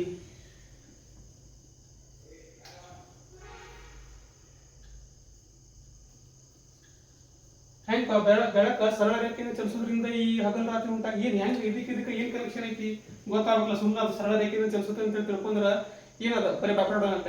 ಅದಕ್ಕ ಹೆಂಗಪ್ಪ ಅಂತಂದ್ರ ಈಗ ಭೂಮಿ ತಗೋರಿ. ಭೂಮಿ ಐತಿ, ಇಲ್ಲಿ ಸೂರ್ಯ ಅದಾನ. ಸೂರ್ಯ ನಿಂತಿರ್ತಾನ. ಭೂಮಿ ಏನಾಗಿರ್ತದ ಸೂರ್ಯ ಸುತ್ತುವಂತ ಹೋಗಿರತ್ತೆ. ಈಗ ಸುತ್ತುವಂತ ಬಂದ ಏನಾಗಿರ್ತತಿ ನಿಂತ ಅಂತ ಹೇಳಿ ತಿಳ್ಕೊಂಡು ಭೂಮಿ. ಅವಾಗ ಏನಾಕೈತಪ್ಪ ಅಂತಂದ್ರ ಸೂರ್ಯನ ಕಿರಣಗಳು ಭೂಮಿಯಾಗ ಬೀಳ್ತಾವ. ಭೂಮಿಯಾಗ ಬೀಳ್ಕೊಂತ ಬರ್ತಾವ. ಇಲ್ಲಿ ತನ ರೀಚ್ ಆಗ್ಬೋದು, ಭಾಳ ಅದ ಇಲ್ಲಿ ತನ ರೀಚ್ ಆಗ್ಬೋದು. ಸೂರ್ಯನ ಕಿರಣಗಳು ಓರೆಯಾಗಿ ಬಿದ್ದ ಇದ್ರ ಮೇಲೆ ಹೋಗಂಗಿಲ್ಲ. ಮತ್ತ ಯಾಕೆ ಹೋಗಂಗಿಲ್ಲಪ್ಪ ಅಂತಂದ್ರ ಬೆಳಕು ಏನಂತ ಗುಣಲಕ್ಷಣ ಸರಳ ರೇಖೆಯಲ್ಲಿ ಚಲಿಸುತ್ತದೆ. ಅಕಸ್ಮಾತ್ ವಕ್ರ ರೇಖೆಯಲ್ಲಿ ಚಲಿಸುತ್ತದೆ ಅಂತಂದ್ರ ಹಿಂಗ್ ಬರ್ಬೋದಾಗಿತ್ತು ಬೆಳಕು.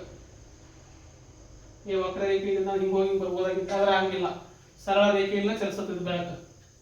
ಇದಕ್ಕೆ ಹಗಲ್ ರಾತ್ರಿ ಏನ್ ಕನೆಕ್ಷನ್ ಐತಿ ನೋಡೋದ್ರಿ.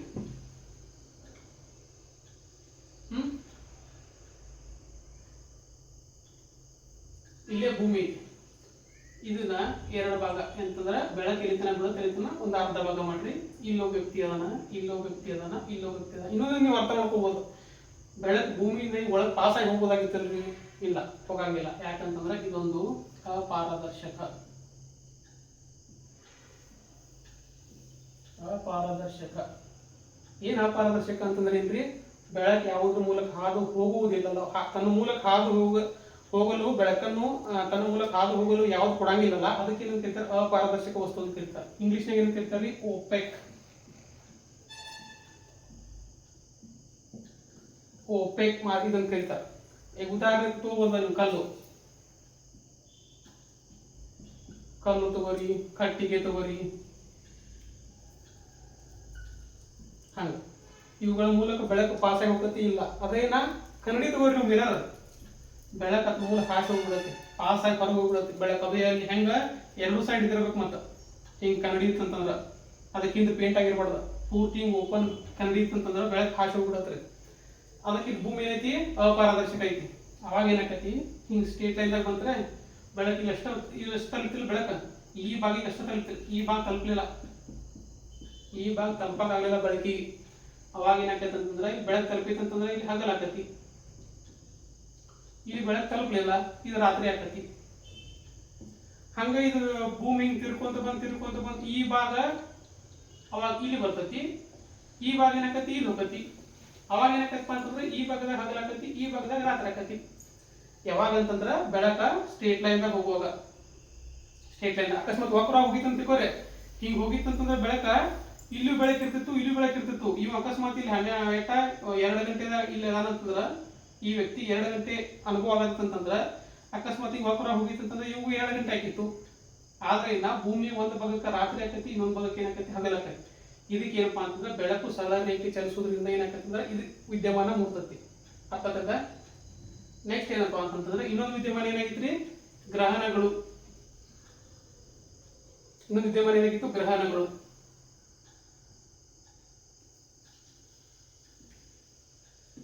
ಗ್ರಹಣಗಳು ಏನಂತಾರೆ ಇಂಗ್ಲಿಷ್ನಾಗ? ನೆನಪು ಮಾಡ್ಕೋರ, ಅಲ್ಲೇ ರಿಕಾಲ್ ಮಾಡ್ಕೋಬೇಕು. ಎಕ್ಲಿಪ್ಸ್, ಎಕ್ಲಿಪ್ಸ್ ಅಂತ ಕರೀತಾರೆ. ಇವು ಹಂಗ ಎಷ್ಟು ಮನನ ಮಾಡ್ತಿರಲ್ಲ ಅಷ್ಟು ವಿಜ್ಞಾನ ಅರ್ಥ ಆಕತ್ರಿ. 1 ದಿವಸ ಓದಿರಿ, 2 ದಿವಸ ಬಿಟ್ರಿ, 10ನೇ ದಿವಸ ಓದಿರಿ, 11ನೇ ದಿವಸ ಬಿಟ್ರಿ, ಕೆಲಸ ಆಗಲ್ಲ.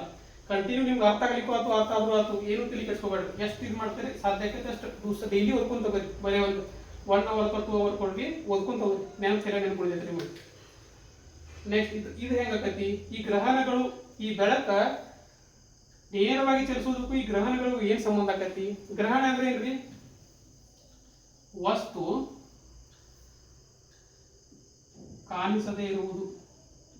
ಸಿಂಪಲ್ ಭಾಷೆದಾಗ ಕಾಣಿಸದೇ ಇರುವುದು.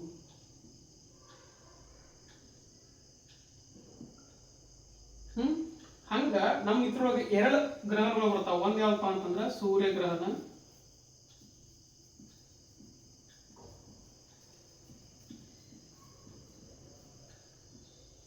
ಇನ್ನೊಂದೇನಪ್ಪ ಅಂತಂದ್ರ ಚಂದ್ರಗ್ರಹಣ.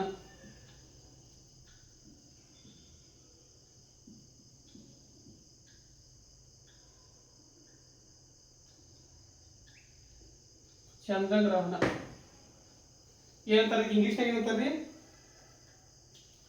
ಸೂರ್ಯ ಅಂದ್ರೆ ಸೋಲಾರ್, ಸೋಲಾರ್ ಗ್ರಹಣ ಅಂದ್ರೆ ಎಕ್ಲಿಪ್ಸ್. ಚಂದ್ರ ಅಂದ್ರೆ ಏನ್ರಿ? ಲೂನಾರ್. ಮತ್ತ Eclipse, lunar Eclipse and solar Eclipse. ಹಿಂಗ್ 2 ಗ್ರಹಣಗಳು ನಮ್ಮ ಇದ್ರೊಳಗೆ ವಿದ್ಯಮಾನಗಳದಾವ 2. ಈ ಬೆಳಕು ಚಲನೆಗೆ ಇದಕ್ಕೆ ಏನ್ ಸಂಬಂಧ ಅಂತ ಹೇಳಿ ನೋಡೋಣ್ರಿ. ಈಗ ಯಾವಾಗಿದ್ರು ಗ್ರಹಣವನ್ನು ನಾವು ಹೆಂಗ್ ನೆನ್ಪಿಡ್ಕೋಬೇಕಪ್ಪ ಅಂತಂದ್ರ ಭೂಮಿಯನ್ನ ನಾವು ರೆಫರೆನ್ಸ್ ಆಗಿ ಇಟ್ಕೋಬೇಕ್ರಿ. ರೆಫರೆನ್ಸ್ ಆಗಿ ಇಟ್ಕೊಂಡು ಭೂಮಿಯಲ್ಲಿ ಇದ್ದವ್ರಿಗೆ ಯಾವ್ದು ಕಾಣಂಗಿಲ್ಲಲ್ಲ ಆ ಗ್ರಹಣ ಅಂತ. ಈ ಸೂರ್ಯಗ್ರಹಣ ಐತಿ, ಭೂಮಿ ಮ್ಯಾಗ ನಿಂತ ನಮಗ್ ಅಕಸ್ಮಾತ್ ನಾವು ಭೂಮಿ ಮ್ಯಾಗ ಅದವ್ರೆ, ನಮಗ್ ಸೂರ್ಯ ಕಾಣ್ಲಿಪ್ಪ ಅಂತಂದ್ರೆ ಏನ? ಸೂರ್ಯಗ್ರಹಣ. ನಮಗ್ ಚಂದ್ರ ಕಾಣ್ಲಿಕ್ಕೆ ಅಂದ್ರೆ ಏನ? ಚಂದ್ರಗ್ರಹಣ. ಅಂದ್ರ ಮೇನ್ ರೆಫರೆನ್ಸ್ ಪಾಯಿಂಟ್ ಏನ್ ತಗೋಬೇಕ್ರಿ? ಭೂಮಿ ಅಂತ ತಗೋಬೇಕು, ಯಾವ್ದೋ ಬೇರೆ ಇದನ್ನ ತಗೋಬಾರ್ದು. ಯಾಕಂದ್ರೆ ನಾವು ಸ್ಟಡಿ ಮಾಡತ್ತವಲ್ಲ, ಸೊ ಅದಕ್ಕಾಗಿ ಮಾಡಬೇಕು ಭೂಮಿಯನ್ನು ರೆಫರೆನ್ಸ್ ಆಗಿ ತಗೋಬೇಕು. ಈಗ ಅರ್ಥ ಆಗ್ತೈತ ಸೂರ್ಯಗ್ರಹಣ ಚಂದ್ರಗ್ರಹಣ ಅಂತೇಳಿ? ಈಗ ಇದ್ರ ಕಾನ್ಸೆಪ್ಟ್ ಹೋಗುತ್ತದೆ.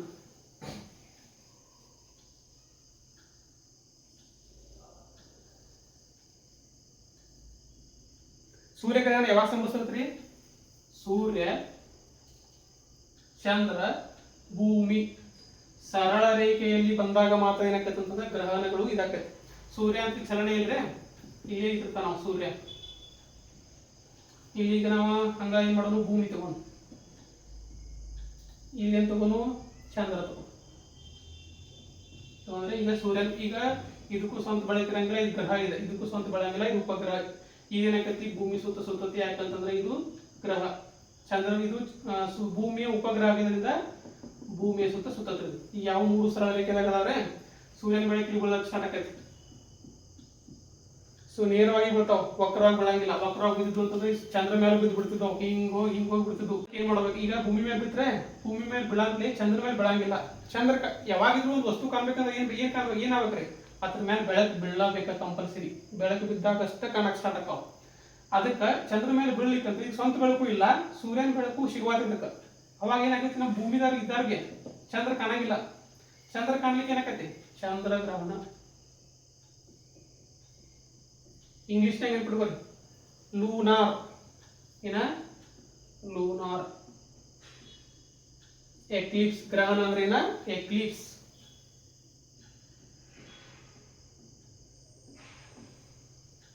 ಅರ್ಥದ್ರಿ. ಇದು ಯಾವಾಗ ಸಾಧ್ಯ ಆತ, ಬೆಳಕು ಸ್ಟ್ರೇಟ್ ಲೈನ್ ದಾಗ ಐತಂದಾಗ ಸಾಧ್ಯ ಆತ. ಅಕಸ್ಮಾತ್ ಬೆಳಕು ಸ್ಟ್ರೇಟ್ ಲೈನ್ ದಾಗ ಇರಾಕಿಲ್ಲಪ್ಪ ಅಂತಂತಂದ್ರ, ಹಿಂಗ್ ಹೋಗಿತ್ತಂತಂದ್ರ ಚಂದ್ರ ಮೇಲೆ ಬೀಳ್ತದ, ಭೂಮಿದಾಗ ಇದ್ದ ಚಂದ್ರ ಕಾಣ್ಬಿಡ್ತದ. ಅದಕ್ಕೆ ಈ ಬೆಳಕಿನ ವಿದ್ಯಮಾನದಿಂದ ಇದು ಗ್ರಹಣಗಳು ಇದಾಕವ. ಈ ನೇರವಾಗಿ ಚಲಿಸೋದ್ರಿಂದ ಏನಾಕೈತಿ, ಗ್ರಹಣ ಇದಾಕೈತಿ.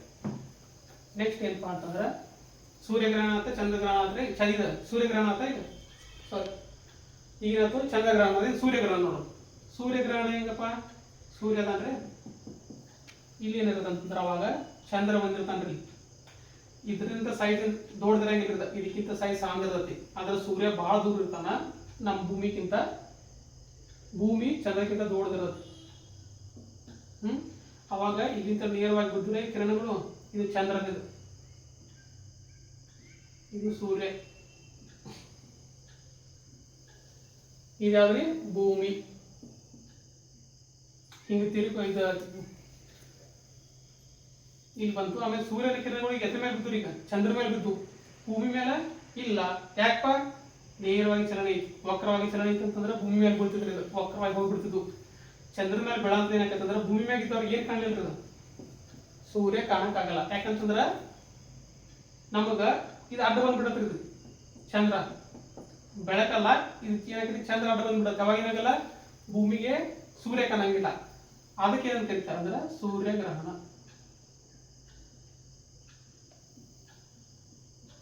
ಅಂದ್ರ ಸೂರ್ಯಗ್ರಹಣಕ್ಕೆ ಇಂಗ್ಲಿಷ್ನಾಗ ಹೇಳ್ಕೊಂಡಿದ್ದಾರೆ solar eclipse. Main important English ಹೇಳ್ಕೊಂಡು ಟ್ರೈ ಮಾಡ್ರೆ. ಇವು ಎದಕ್ ಯಾವ ವಿದ್ಯಮಾನದಿಂದ ಯಾವ್ದು ಇವೆಲ್ಲ, ಬೆಳಕಿನ ಸರಳ ರೇಖಾ ಪ್ರಸರಣ, ಲೀನಿಯರ್ ಮೋಷನ್ ಆಫ್ ಲೈಟ್. ಇನ್ನೊಂದೇನಂತಂದ್ರ ಇನ್ನೊಂದೇನಾಗಿತ್ತು ಅಂತಂತಂದ್ರ ಶಾಡೋ, ನೆರಳು.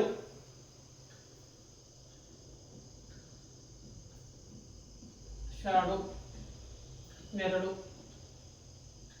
ಇದಕ್ಕೂ ಏನ್ ಕಾರಣ ರೀ, ಸೂರ್ಯನ ನೇರವಾದ ಕಿರಣಗಳು ಬೀಳುವುದರ ಕಾರಣ. ಉದಾಹರಣೆ ಅಂತಂದ್ರೆ ಇವಾಗ ಮನುಷ್ಯ ಅದನ್ರಿ, ಸೂರ್ಯ ಇದ್ದಿದ್ದ ಈ ಕಿರಣಗಳು ಹಿಂಗೆ ಸ್ಟ್ರೇಟ್ ಆಗಿ ಮೇಲೆ ಬಿದ್ದುರಿ. ಇವ್ನು ಹಿಂದಿನ ಭಾಗ ಮೇಲೆ ಇದ ಬಿದ್ದಿಲ್ಲ, ಲೈಟ ಬಿದ್ದಿಲ್ಲ.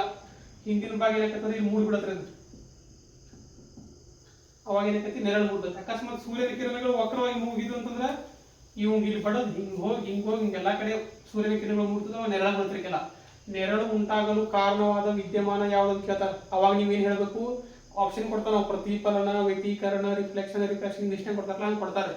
ಅವಾಗಿನ linear movement of motion of light ಅನ್ಬೇಕು, ನೆನ್ಪಿಟ್ಕೋಬೇಕ್ರಿ. ಇವು ಮೂರ ಬರ್ತಾವ, ಇವು ಮೂರು ಬಿಟ್ಟು ಯಾವ ಬರಂಗಿಲ್ರಿ. ಯಾವ್ದ ಲೀನಿಯರ್ ಮೋಷನ್ ಆಫ್ ಲೈಟ್ ಒಳಗೆ ಇವು ಮೂರ ಬರ್ತಾವ, ಇವು ಮೂರು ಬಿಟ್ಟು ಅಂದ್ರೆ ಯಾವ ಬರಲ್ಲ. ಈ ಒಂದು ವಿದ್ಯಮಾನ ಬೆಳಕಿನ ಇದ್ರೊಳಗ ಅಂತ. ನೆಕ್ಸ್ಟ್ ಇನ್ನೊಂದು ಯಾವಪ್ಪ ಅಂತಂದ್ರೆ ಎರಡನೇ ವಿದ್ಯಮಾನ ಯಾವಪ್ಪ ಅಂತಂದ್ರ ಬೆಳಕಿನ ವ್ಯತೀಕರಣ. ಬೆಳಕಿನ ವ್ಯತೀಕರಣ ಇಂಗ್ಲಿಷ್ನಾಗ ಏನಂತಾರೆ, refraction of light. Refraction of light.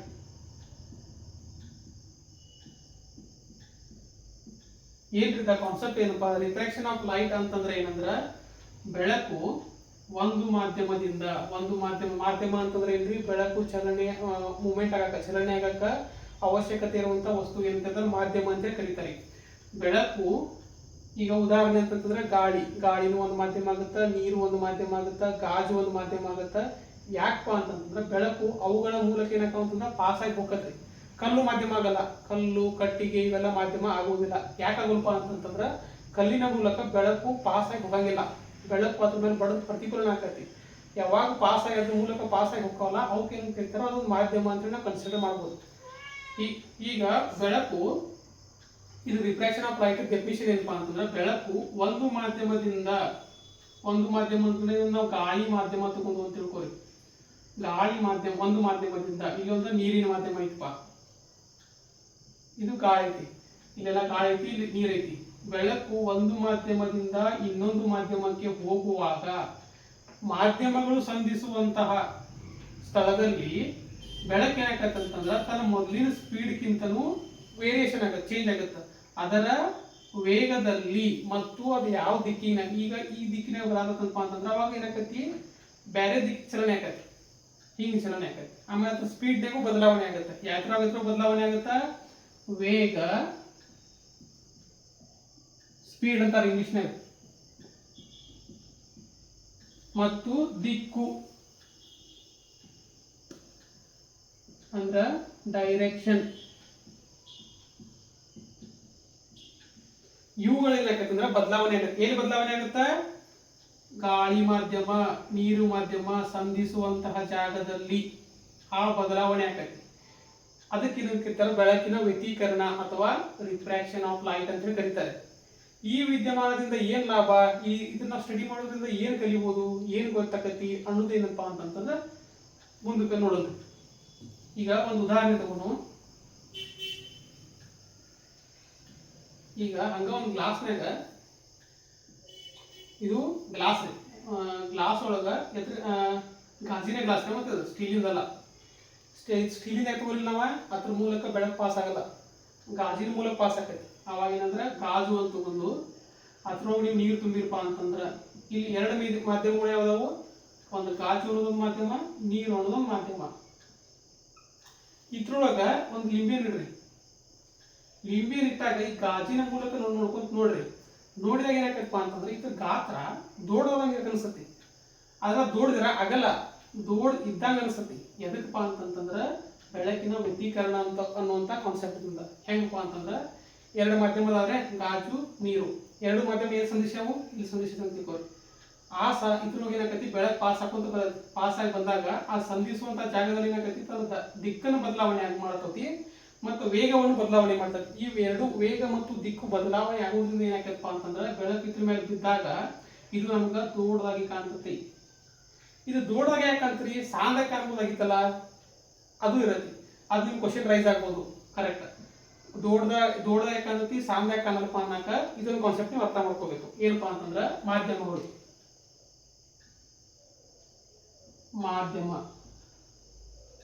ಮಾಧ್ಯಮಗಳು ಅಂದ್ರೆ ಇಂಗ್ಲಿಷ್ನಾಗ ಇದ್ರಿ ಮೀಡಿಯಂ.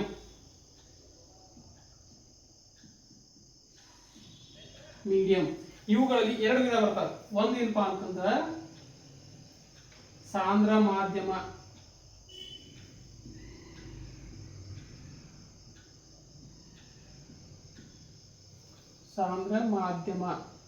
English ಇಟ್ಕೋಬೇಕ್ರೆ ಕನ್ನಡಕ್ಕಿಂತ denser.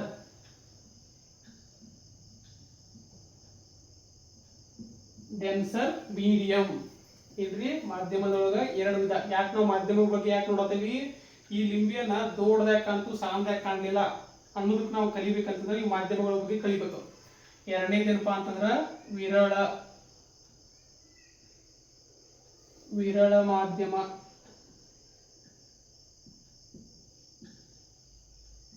ಇದಕ್ಕೆ ಇಂಗ್ಲಿಷ್ನಾಗ ಏನಂತಾರು, ರೇರರ್. ಹೆಂಗ್ ನೆನ್ಪಿಡ್ಬೋದು ಇದನ್ನ, ರೇರರ್ ಅಂದ್ರ ವಿರಳ ಅನ್ನಕಂದ್ರ ಒಬ್ಬ ಮನುಷ್ಯ ಎಲ್ಲಾರ ಬಾಳ ಕಾಣ್ಲಿಕ್ಕೆ ನಾವು ಕಾಣುದು ಬಾಳ ರೇರ್ ಆಗಿ ಬಿಡ್ಲಿಪ್ಪ ಅಂತಿರ್ತಾರ ನೋಡ್ರಿ. ರೇರರ್ ಅಂದ್ರೆ ಏನ, ವಿರಳ ಅಂದ್ರೆ ಕಡಿಮೆ. ಎರಡಕ್ಕೂ ಏನ್ ಡಿಫ್ರೆನ್ಸ್? ಸಾಂದ್ರ ಅಂತಂದ್ರೆ ಏನ, ಈಗ ಒಂದ ವಸ್ತು ಇದೆ ಅಂತ ತಿಳ್ಕೊಳ್ಳಿ, ಅದ್ರೊಳಗ ಕಣಗಳು, ಅಂದ್ರೆ ಇಲ್ಲಿ ನಾವು ಎದ್ರ ಬಗ್ಗೆ ಮಾತಾಡ್ತೇವಿ? ಮಾಧ್ಯಮದ ಬಗ್ಗೆ ಮಾತಾಡ್ತೇವೆ. ಒಂದು ಮಾಧ್ಯಮ ಐತೆ ಅಂತಂದ್ರ ಅಲ್ಲಿ ಕಣಗಳು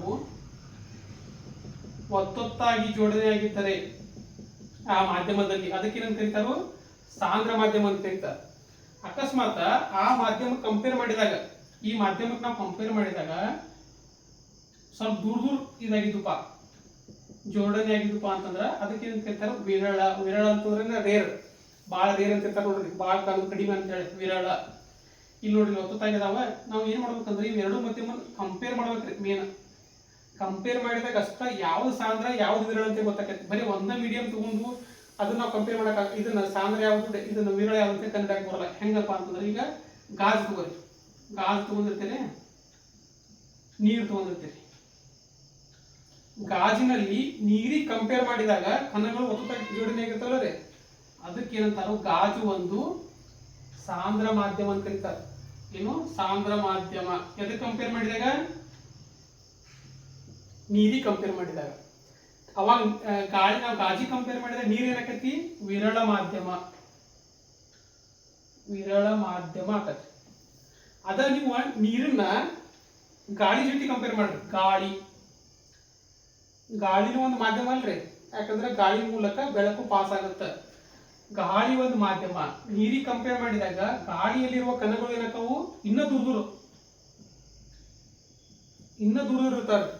ಅವಾಗ ನೀರ್ ಏನಾಕತಿ? ಗಾಳಿ ಕಂಪೇರ್ ಮಾಡಿದಾಗ ಒತ್ತೊತ್ತಾಗಿ ಜೋಡಣೆ ಆಗಿರ್ತಾವ. ಒತ್ತೊತ್ತಾಗಿ ಜೋಡಣೆ ಎದಕ್ಕೆ ಕಂಪೇರ್ ಮಾಡಿದಾಗ? ಗಾಳಿ ಕಂಪೇರ್ ಮಾಡಿದಾಗ. ಅವಾಗ ಏನಾಕತಿ? ನೀರು ಅನ್ನೋದು ಸಾಂದ್ರ ಮಾಧ್ಯಮ.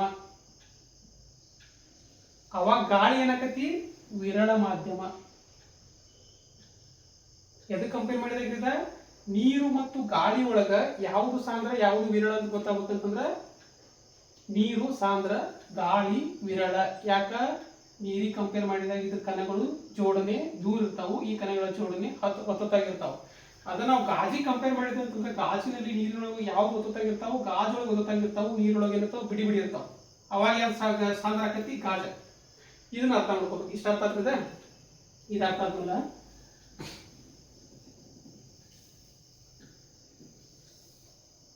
ಒಂದು ಪೂರ್ತಿ ಕಾನ್ಸೆಪ್ಟ್ ಅರ್ಥ ಮಾಡ್ಕೊಂಡ್ಬಿಡ್ರಿ. ಬೆಳಕು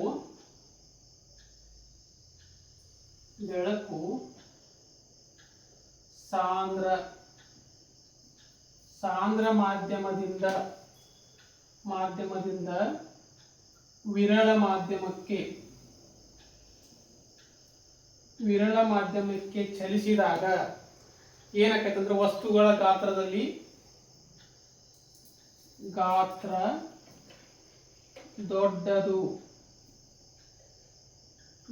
ದೊಡ್ಡದಾಗಿ ಕಾಣುತ್ತದೆ.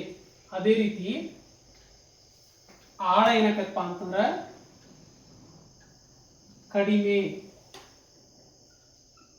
ಆಳ ಏನಾಕತ್ತಪ್ಪ ಅಂದ್ರೆ ಕಡಿಮೆ. ಇದು ನೀವು ತಲೆ ಇಟ್ಕೊಂಡ್ಬಿಡ್ರಿ. ಸಾಂದ್ರ ಅಂದ್ರೆ ಬಹಳ ಡೆನ್ಸ್. ಸಾಂದ್ರ ಮಾಧ್ಯಮದಿಂದ ವಿರಳ ಮಾಧ್ಯಮಕ್ಕೆ ಬೆಳಕು ಚಲಿಸಿದಾಗ ಗಾತ್ರ ದೊಡ್ಡದು. ಈ ಲಿಂಬೆನ ಯಾಕೆ ದೊಡ್ಡದಾತು? ಸಾಂದ್ರ ಯಾಕೆ ಆಗ್ಲಿಂಪ ಅನ್ನಕ ಇದು ನೆನಪಿರೋದಾಗ ಗೊತ್ತಾಗತ್ತೆ ನಿಮಗೆ. ಅದ ಉಲ್ಟಾ, ಯಾವಾಗ ಬೆಳಕು ವಿರಳ ಮಾಧ್ಯಮದಿಂದ, ವಿರಳ ಅಂತಂದ್ರೆ ಏನ್ರಿ? ರೇರ್. ವಿರಳ ಮಾಧ್ಯಮದಿಂದ ಸಾಂದ್ರ ಮಾಧ್ಯಮಕ್ಕೆ ಹೋತಂಪ ಅಂದ್ರ, ಗಾತ್ರದಲ್ಲಿ ಏನಾಕತಿ? ಇಲ್ಲಿ ದೊಡ್ಡದಿತ್ತು, ಇಲ್ಲೇ ಚಿಕ್ಕದಾಕತಿ. ಚಿಕ್ಕದು. ಇಲ್ಲೇ ಆಳ ಕಡಿಮೆ ಇತ್ತು, ಇಲ್ಲಿ ಏನಾಕತಿ? ಆಳ ಜಾಸ್ತಿ ಅನ್ಸತಿ.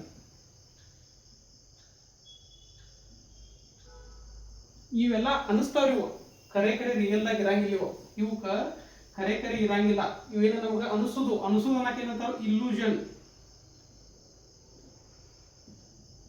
ಅಂದ್ರ ಭ್ರಮೆ. ಹಿಂಗ ಇರೋರಿಲ್ವ? ಹಿಂಗ ಇರಂಗಿಲ್ಲ. ಇದು ನಮ್ಗೆ ಅನಿಸ್ತತಿ ಯಾವಾಗ ಬೆಳಕಿನ ಒಂದು ವಿದ್ಯಮಾನದಿಂದ ಈ ರೀತಿ ಉಂಟಾಕತಿ.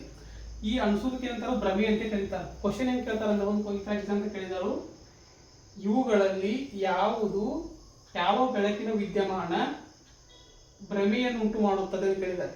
ಅವು ಆಪ್ಷನ್ ಏನ್ ಕೊಟ್ಟಾರ ಅಂತಂದ್ರೆ ವ್ಯತಿಕರಣ, ಪ್ರತಿಫಲನ, ಒಟ್ಟು ಆಂತರಿಕ ಪ್ರತಿಫಲನ ಮತ್ತು ಬೆಳಕಿನ ವ್ಯತೀಕರಣ ಅಂತ ಕೊಟ್ಟಿರ್ತಾರೆ. ಅವಾಗ ಆನ್ಸರ್ ಏನಾಕತ್ರಿ, ವ್ಯತೀಕರಣ ಅನ್ನೋದು ಏನಾಕತಿ, ಇಲ್ಯೂಷನ್, ಭ್ರಮೆ ಅನ್ನೋದು.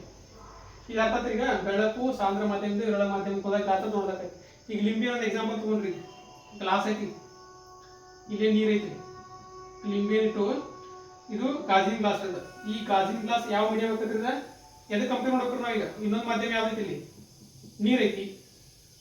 ನೀರನ್ನ ಯಾಕೆ ಮಾಧ್ಯಮ ತಗೋಬೇಕು? ನೀರು ಅನ್ನೋದು ಒಂದ ಅದ್ರ ಮೂಲಕ ಏನಾಕತಿ, ಗಾಳಿ ಪಾಸ್ ಆಗಿ ಹೋಗತಿ. ಗಾಜಿನ ಒಂದು ಮಾಧ್ಯಮ ಹೆಂಗ್ ತಗೋತಾವ, ಗಾಜಿನ ಮೂಲಕ ಗಾಳಿ ಪಾಸ್ ಆಗಿ ಹೋಗತಿ. ನಾವು ಇಲ್ಲಿ ಮ್ಯಾಗಿಂತ ನೋಡತ್ತಿಲ್ರಿ. ಈಗ ಈ ಗಾಜಿನ ಮೂಲಕ ನೋಡತ್ತವು. ಮ್ಯಾಗಿಂತ ನೋಡಿದಾಗ ನಾವು ಯಾವುದೇ ಬದಲಾವಣೆ ಕಾಣಲ್ಲ. ಅವಾಗ ಗಾಳಿನ ಮಾಧ್ಯಮವಾಗಿ ತಗೋಬೋದಾಗಿತ್ತು. ಖರೆ ನಾವು ಮ್ಯಾಗಿಂತ ನೋಡತ್ತಿಲ್ಲ. ಈಗ ನಾವು ಇಲ್ಲಿಂದ ನೋಡತ್ತೀವಿ, ಗಾಜಿನ ಮೂಲಕ ನೋಡತ್ತವು. ಗಾಜಿನ ಮೂಲಕ ನೋಡುವಾಗ ಗಾಜ್ ಅನ್ನೋದು ಏನಾಯ್ತು ಅಂದ್ರೆ ನೀರಿಗೆ ಕಂಪೇರ್ ಮಾಡಿದಾಗ denser medium. Denser medium, denser medium ಅಂತಂದ್ರೆ ಏನ, ಸಾಂದ್ರ. ಸಾಂದ್ರ ಎದಕ್ಕೆ ಕಂಪೇರ್ ಮಾಡಿದಾಗ್ರಿ, ನೀರಿಗೆ ಕಂಪೇರ್ ಮಾಡಿದಾಗ. ನೀರೇನತ್ರಿ ಈಗ ರೇರರ್, ವಿರಳ. ನೀರು ಅನ್ನೋದು ಒಂದು ವಿರಳ ಮೀಡಿಯಂ ಆಯ್ತು. ಗಾಜ್ ಅನ್ನೋದು ಏನಾಯ್ತು, ಒಂದು ಸಾಂದ್ರ ಮಾಧ್ಯಮ ಆತ್ರಿ. ಇಲ್ಲಿ ಬರೀ ಸ್ಟೇಟ್ಮೆಂಟ್, ಸಾಂದ್ರ ಮಾಧ್ಯಮದಿಂದ ವಿರಳ ಮಾಧ್ಯಮಕ್ಕೆ ಹೋದಾಗ ಗಾತ್ರ ಏನಾಕತಿ, ದೊಡ್ಡದಾದಂತೆ ಭಾಸವಾಗುತ್ತದೆ. ಲಿಂಬೆ ಎದಕ್ಕೆ ದೊಡ್ಡದಾಗ್ತದೆ ಗೊತ್ತಾಗ್ರಿ. ಈಗ ಬೆಳಕು ಗಾಜಿನ ಮಾಧ್ಯಮದಿಂದ ನೀರಿನ ಅಂದ್ರೆ ಸಾಂದ್ರ ಮಾಧ್ಯಮದಿಂದ ವಿರಳ ಮಾಧ್ಯಮಕ್ಕೆ ಬಂದ್ರಿ, ಗಾತ್ರ ಏನಾಕತಿ, ದೊಡ್ಡದಂಗ ಕಾಣ್ತತಿ. ಇದಕ್ಕೆ ಏನಾಗ್ತಂದ್ರೆ, ಆದ್ದರಿಂದ ಇದಕ್ಕೆ ಕಾರಣವಾದ ವಿದ್ಯಮಾನ ಯಾವ್ದ, ವ್ಯತೀಕರಣ. ಇನ್ನೊಂದು ಉದಾಹರಣೆ ತಗೋರಿ. ಈಗ ಒಂದು ಗ್ಲಾಸ್ ಅದ್ರೊಳಗ ನೀರ್ ಹಾಕೊಂಡ್ರಿ, ಕಾಯಿನ್, ಒಂದ ಕಾಯಿನ್ ತಗೋರಿ. ಕಾಯಿನ್ ತಗೊಂಡ್ರಪ್ಪ ಅಂತಂದ್ರ ನೀವು ಕಾಯಿನ್ ತಗೊಂಡ್ಲಿ ಏನಕ್ಕಪ್ಪ, ಕಾಯಿನ್ ತಗೊಂಡು ಅದನ್ನ ನಾವು ನೋಡಿದ್ವಿ ಅಂತೀವಿ. ಇದ್ರ ಮೂಲಕ, ಗ್ಲಾಸ್ ಮೂಲಕ ನೋಡಿದಾಗ ಏನಕ್ಕಪ್ಪ ಅಂತಂದ್ರ ಕಾಯಿನ್ ಮ್ಯಾಗ್ ಇದ್ದಂಗೆ ಕಾಣ್ತೈತಿ. ನಮ್ಗೆ ಕೆಳಗೆ ಬಿದ್ದಿರತ್ರ ಅದ ಮ್ಯಾಗ್ ಇದ್ದಂಗೆ. ಬೇಕಾದ್ರೆ ಗ್ಲಾಸ್ ಹಾಕಿ ನೋಡ್ರಿ, ಮ್ಯಾಗ್ ಬಂದಂಗೆ ಕಾಣ್ತೈತಿ. ಅದಕ್ಕೆ ಕಾರಣ ಏನಪ್ಪಾ ಅಂತಂದ್ರ ಇದ ಗಾಜ್ ಏನಾಕತಿ, ಸಾಂದ್ರ ಮಾಧ್ಯಮ. ಯಾಕಂದ್ರೆ ನೀವು ಗಾಜಿನ ಮೂಲಕ ನೋಡತ್ತೀರಿ. ಈಗ ಅಕಸ್ಮಾತ್ ಇಲ್ಲಿ ಮ್ಯಾಗಿಂತ ನೋಡಕತ್ತಂದ್ರೆ ನೀವು ಗಾಳಿ ಅಂತ ಹೋಗ್ಬೇಕಾಗಿತ್ತ, ಗಾಳಿ ಒಂದು ಮಾಧ್ಯಮ ತಗೋಬೇಕಾಗಿತ್ತು. ಇಲ್ಲಿ ನಾವು ಗಾಜಿನ ಮೂಲಕ ತಗೊಂಡ್ ನೋಡತ್ತೀವಿ. ಅದಕ್ಕೆ ಏನಾಕತಿ, ಗಾಜ್ ಒಂದು ಮಾಧ್ಯಮ ಆಕೈತಿ. ಇಲ್ಲಿ ಏನಾಕತಿ, ನೀರು ಒಂದು ಮಾಧ್ಯಮ. ಬೆಳಕು ಇಲ್ಲಿಂದ ಇಲ್ಲಿ ಪಾಸ್ ಆಗತಿ, ಸಾಂದ್ರ ಮಾಧ್ಯಮದಿಂದ ವಿರಳ ಮಾಧ್ಯಮ ಕೊಂಡತಿ. ನೀರು ಅನ್ನೋದೇನ್ರಿ, ವಿರಳ ಮಾಧ್ಯಮ. ವಿರಳ ಮಾಧ್ಯಮ ಹೋದಾಗ ಏನಾಕತಿ, ಆಳ ಕಡಿಮೆ. ಆಳ ಏನಾಕತಿ, ಕಡಿಮೆ ಆದಂಗ ಅನ್ಸತಿ. ಆಳ ಕಡಿಮೆ ಅಂತಂದ್ರೆ ಏನಾಕತಿ, ಮ್ಯಾಗ್ ಬಂದಂಗ ಅನ್ಸತಿ. ಅಂದ್ರ ನೀರ ನಮ್ ಇದು ಕಾಯಿನ್ ಏನಾಕತಿ, ಮ್ಯಾಗ ಇದ್ಪ ಅನ್ನಕತಿ ಅನ್ಸತಿ. ಅದ್ರ ಆಳ ಕಡಿಮೆ ಅಂತಿಲ್ರಿ ಅವಾಗ. ಇದಕ್ಕೆ ಏನ್ ಕಾರಣಪ್ಪ ಅಂತಂದ್ರೆ ಬೆಳಕಿನ ವ್ಯತೀಕರಣ. ಹಂಗ ನೀವು ಈಗ ಉದಾಹರಣೆ ನಾವು ವಿರಳ ಮಾಧ್ಯಮದಿಂದ ನೋಡ್ಬೋದು. ಯಾವ್ದಪ್ಪ ಅಂತಂದ್ರೆ ಎಕ್ಸಾಂಪಲ್, ಈಗ ಒಂದ ಗ್ಲಾಸ್ ಒಳಗೆ ನೀರು ಇರ್ತದೆ. ಅದ್ರೊಳಗೆ ಏನಪ್ಪಾ ಅಂತಂದ್ರೆ ಒಂದು ಸೀಸ್ ಹಾಕಿರಂತ ತಿಳ್ಕೊರಿ, ಸೀಸ್ ಮುರಿದಂಗ ಅನ್ಸುತ್ತೆ. ಸೀಸ್ ಮುರಿದಂಗ ಯಾಕಪ್ಪ ಅಂತಂದ್ರೆ ಇಲ್ಲಿ ಗಾಳಿ ಒಂದು ಮಾಧ್ಯಮ, ನೀರು ಒಂದು ಮಾಧ್ಯಮ. ಇದ್ರೊಳಗೆ ಯಾವ್ದು ಡೆನ್ಸರ ಯಾವ್ದು ರೇರ್ ಅಂತ ಹೇಳಿ ಗೊತ್ತಾ ಮಾಡ್ಕೋಬೇಕು. ಗಾಳಿ ಏನಕತಿ, ನೀರಿಗೆ ಕಂಪೇರ್ ಮಾಡಿದಾಗ ವಿರಳ ಮಾಧ್ಯಮ. ನೀರು ಏನಕತಿ, ಡೆನ್ಸರ್ ಮಾಧ್ಯಮ, ಸಾಂದ್ರ ಮಾಧ್ಯಮ. ಸಾಂದ್ರ ಮಾಧ್ಯಮ ಆಕತಿ. ಅವಾಗ ಇಲ್ಲಿ ಬೆಳಕು ಬಂದಾಗ ಏನಕತ್ತಪ್ಪ ಅಂತಂದ್ರ ಆಳ ದೊಡ್ಡದಾಗ ಜಾಸ್ತಿ ಆದಂಗ ಅನ್ಸತ್ರಿ. ಅವಾಗ ಸೀಸ್ ಏನಕತ್ತಪ್ಪ ಅಂತಂದ್ರೆ ಇಲ್ಲ ಮುರ್ದಂಗ ಅನ್ಸತ್ರಿ. ಹಿಂಗ್ ಬ್ರೇಕ್ ಆದಂಗ ಅನ್ಸಬೇಕಾದ್ರೆ ನೀವು ಟೆಸ್ಟ್ ಮಾಡಿ ನೋಡ್ರಿ. ಇವು ನಮ್ಗ ನಷ್ಟನೂ ಹಾಕಿರತ್ರಿ. ಹೆಂಗ್ ಮಾಡ್ತಾರಪ್ಪ ಅಂದ್ರೆ ಹಳ್ಳಿ ಒಳಗು ಎಲ್ಲಾರ ಹಿಂಗ ಯಾರು ಒಬ್ರು ಕೆರೆಯಾಗ ಹೋಗಿರ್ತಾರೆ. ಅಲ್ಲಿ ಏನಕತ್ತಪ್ಪ ಅಂತಂದ್ರ ಕೆರೆಯಾಗ ಹೋಗಿ ನೋಡಿದಾಗ ಒಂದೊಂದು ಅದ ಕೆರೆ ಆಳ ಇರ್ತದ್ರ, ಅದು ಆಳ ಇರ್ಬೇಕು. ಅದ್ರ ನಮ್ ಕಣ್ಣಿಗೆ ಹೋಗಿ ಏನಕತ್ತಪ್ಪ ಅಂತಂದ್ರೆ ಇದೇನು ಆಳ ಇಲ್ಲ ಬಿಡು, ಮ್ಯಾಗ ಐತಿ, ನೀರ್ ಇದೈತಿ, ಭೂಮಿ ಐತಿ ಅಂತ ಅನ್ಸಿರತ್ತೆ. ಅವಾಗ ಏನ್ ಮಾಡ್ತಾರ, ಅಲ್ಲಿ ಕೆಳಗೆ ಇಳ್ಯಾಕ ಹೋಗಾರು. ಅದು ಅವಾಗ ಏನಕತಿ, ಆಳ ಬಾಳ ಇರತ್ತೆ. ಅವಾಗ ಏನಕತಿ, ಮುಳುಗುವಂತ ಪರಿಸ್ಥಿತಿ ಇರತ್ತೆ. ಅದು ಎದಕ್ ಕಾರಣ ಅಂತಂದ್ರೆ ಬೆಳಕಿನ ವ್ಯತೀಕರಣ ಅನ್ನೋದು ಒಂದು ವಿದ್ಯಮಾನದಿಂದ ಇವೆಲ್ಲ ಸಂಭವಿಸ್ತಾವ. ಇದಕ್ಕೆ ಮೇನ್ ರೀಸನ್ ಅಂತೂ ಬೆಳಕಿನ ವ್ಯತೀಕರಣ. ಈಗ ನೀವು ಉದಾಹರಣೆ ಹೆಂಗ್ ಇನ್ನೊಂದು ಯಾವ್ದು ಉದಾಹರಣೆ ತಗೋಬೋದ್ರಿ. ಇಲ್ಲಿ ಒಬ್ಬ ಮ್ಯಾಗ ಹೋಗಿ ನಿಂತಿರ್ತಾನ. ಇನ್ನೊಂದು ಏನಪ್ಪ ಅಂತಂದ್ರ ಕಾನ್ಸೆಪ್ಟ್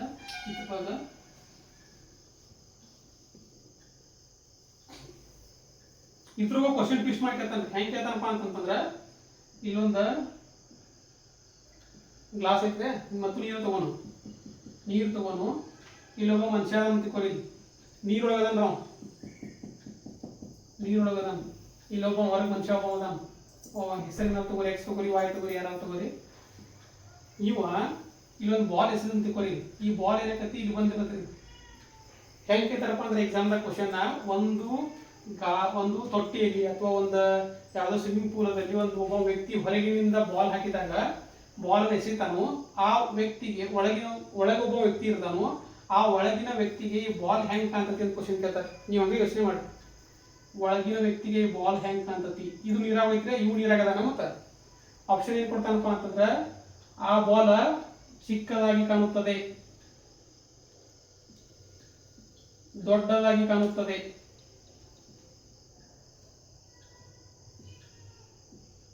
ಯಾವುದೇ ರೀತಿ ಬದಲಾವಣೆ ಇಲ್ಲ,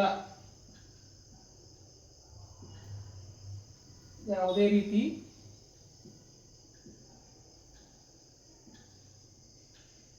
ಬದಲಾವಣೆ ಇಲ್ಲ. ಎ ಬಿ ಎರಡು ಸರಿ, ಎ ಬಿ ಎರಡು. ಹಿಂಗೆ ಕೊಟ್ಟಾಗ ಏನ ಕ್ವಶನ್ ಸಾಲ್ವ್ ಮಾಡಕ್ಕೆ ಟ್ರೈ ಮಾಡ್ರಿ. ನೋಡ್ರೆ, ಬೆಳಕಿನ ವ್ಯತಿಕರಣ ಆಗ್ಬೇಕಂದ್ರೆ ಏನ ಎರಡು ಮಾಧ್ಯಮದ ಅವಶ್ಯಕತೆ ಐತಿ. ಆ ಎರಡು ಮಾಧ್ಯಮ ಎಲ್ಲಿ ಸಂಧಿಸ್ತತ್ಲ ಅಲ್ಲಿ ಏನಾಕತ್ತಪ್ಪ ಅಂತಂದ್ರೆ ಬೆಳಕು ತನ್ನ ದಿಕ್ಕನ್ನು ಬದಲಿಸ್ತತಿ ಮತ್ತು ವೇಗವನ್ನು ಬದಲಿಸ್ತತಿ. ಆ ಬೆಳಕು ಸಂಧಿಸುವಂತ ಜಾಗದಲ್ಲಿ ದಿಕ್ಕು ಮತ್ತು ವೇಗ ಬದಲಾವಣೆ ಆಗೋದ್ರಿಂದ ಏನಾಕತಿ ದೊಡ್ಡದು ಸಾಂದು ಕಾಣುವಂತ ಪರಿಸ್ಥಿತಿ ಉಂಟಾಕತಿ. ಆದ್ರೆ ಈಗ ಏನೈತಿ, ವ್ಯಕ್ತಿ ಎಲ್ಲಿಂದ ನೋಡತ್ತಂದ್ರವ ನೀರ್ನಾಗ ಅದ. ನಾವು ನೀರಿನ ಇಲ್ಲಿಯ ಮಾಧ್ಯಮ ಐತಿ, ನೀರು ಅನ್ನೋದೊಂದು ಮಾಧ್ಯಮ. ಇಲ್ಲಿ ಹೊರಗದ ಅಂತಂದ್ರೆ ಗಾಳಿ ಅನ್ನೋದೊಂದು ಮಾಧ್ಯಮ ಆಗತ್ರಿ. ಈ ವ್ಯಕ್ತಿಗೆ ಕ್ವಶನ್ ಕೇಳಿದಾರ ಅವರು. ಈ ವ್ಯಕ್ತಿ ನೀರಿನಲ್ಲಿದ್ದಂತಹ ವ್ಯಕ್ತಿಗೆ ಈ ಬಾಲ್ ಯಾವ ರೀತಿ ಕಾಣುತ್ತದೆ ಅಂತ ಕ್ವಶನ್ ಕೇಳಿದಾರ ಅವ್ರು. ಇವು ನೀರಾಗದಾವ, ಈ ಬಾಲು ನೀರಾಗೈತಿ. ನಮ್ಮ ವ್ಯತಿಕರಣ ಕಾನ್ಸೆಪ್ಟ್ ಏನೈತಿ, ಬೇರೆ ಬೇರೆ ಮಾಧ್ಯಮ ಆಗಿರ್ಬೇಕು. ಒಂದು ಮಾಧ್ಯಮ ಬೇರೆ, ಒಂದು ರೇರರ್ ಮೀಡಿಯಂ ಆಗಿರ್ಬೇಕು, ಇಲ್ಲ ಅಂದ್ರೆ ಡೆನ್ಸರ್ ಆಗಿರ್ಬೇಕು. ಅದು ಬೇರೆ ಬೇರೆ ಮಾಧ್ಯಮ ಇರಬೇಕು. ಇವು ಎರಡು ವಸ್ತುಗಳು ಏನಾರ ವ್ಯಕ್ತಿ ಆತು ಈ ಬಾಲು ಆತು ನೀರಾಗದನ್ರಿ, ಒಂದ ಮಾಧ್ಯಮದಾಗ ಐತಿ. ಅವಾಗ ಇವಂಗ ಬಾಲ್ ಯಾವ ಆಕಾರದಾಗ ಕಾಣ್ತೈತಿ, ಸೇಮ್ ಆಕಾರದಾಗ ಕಾಣ್ತೈತಿ, ಯಾವುದೇ ರೀತಿ ಬದಲಾವಣೆ ಇಲ್ಲ. ನೀವು ಅವಾಗ ಏನ್ ಮಾಡಕ್ ಹೋಗ್ತೀರಿ, ಹಿಂಗ್ ಕ್ವಶನ್ ಕೇಳ್ಯಾರ ನಂತಲೇ ನೀರು ಏನೈತಿ ರೇರರ್ ಮೀಡಿಯಂ, ಇದು ಡೆನ್ಸರ್ ಮೀಡಿಯಂ ಐತಿ. ಗಾಳಿ ಕಂಪೇರ್ ಮಾಡಿದಾಗ ಅವಾಗ ಬೆಳಕು ಏನಾಕತಿ ಈ ರೇರರ್ ಮೀಡಿಯಂದಿಂದ ಡೆನ್ಸರ್ ಮೀಡಿಯಂ ಬಂತಂದ್ರೆ ರೇರರ್ ಇಂದ ಡೆನ್ಸರ್ ಬಂದಾಗ ಏನಾಕತಿ ಚಿಕ್ಕದಾಗ ಕಾಣುತ್ತೆ. ಏನ್ ಮಾಡ್ತಾರೆ, ಚಿಕ್ಕದಾಗ ಆನ್ಸರ್ ಆಗಿ ಕೊಡ್ತಾರೆ. ನಿಮ್ಗೆ ಗೊತ್ತಿರೋದು ಕಾನ್ಸೆಪ್ಟ್, ಆದ್ರೆ ಏನ ಇಲ್ಲೇ ಮಾರ್ಕ್ಸ್ ಹೋಗ್ಬಿಡುತ್ತೆ, ನೆಗೆಟಿವ್ ಬಂದ್ಬಿಡುತ್ತೆ ಕ್ವಶನ್. ಅದಕ್ಕೆ ಏನ್ ಮಾಡ್ಬೇಕಂತಂದ್ರೆ ಯಾವಾಗಿದ್ರು ಕಾನ್ಸೆಪ್ಟ್ ಅರ್ಥ ಮಾಡ್ಕೋಬೇಕು. ಯಾವ ಎರಡು ಮಾಧ್ಯಮಗಳು ಸಂಧಿಸಿದಾಗ ಬೆಳಕು ಬಂತಪ್ಪ ಅಂತಂದ್ರೆ ಬೆಳಕಿನ ವ್ಯತಿಕರಣ ಅಂದ್ರೆ ಪ್ರತಿಫಲನ ಉಂಟಾಕತ್ತೆ. ಇವೆಲ್ಲ ಎದಕ್ಕಂದ್ರೆ ವ್ಯತಿಕರಣಕ್ಕೆ ಎಕ್ಸಾಂಪಲ್ ಬೇಕು. ಮುಂದಿನ ಯಾವ ವಿದ್ಯಮಾನಗಳಲ್ಲ ನೆಕ್ಸ್ಟ್ ಕ್ಲಾಸ್ನಾಗ ಡಿಸ್ಕಸ್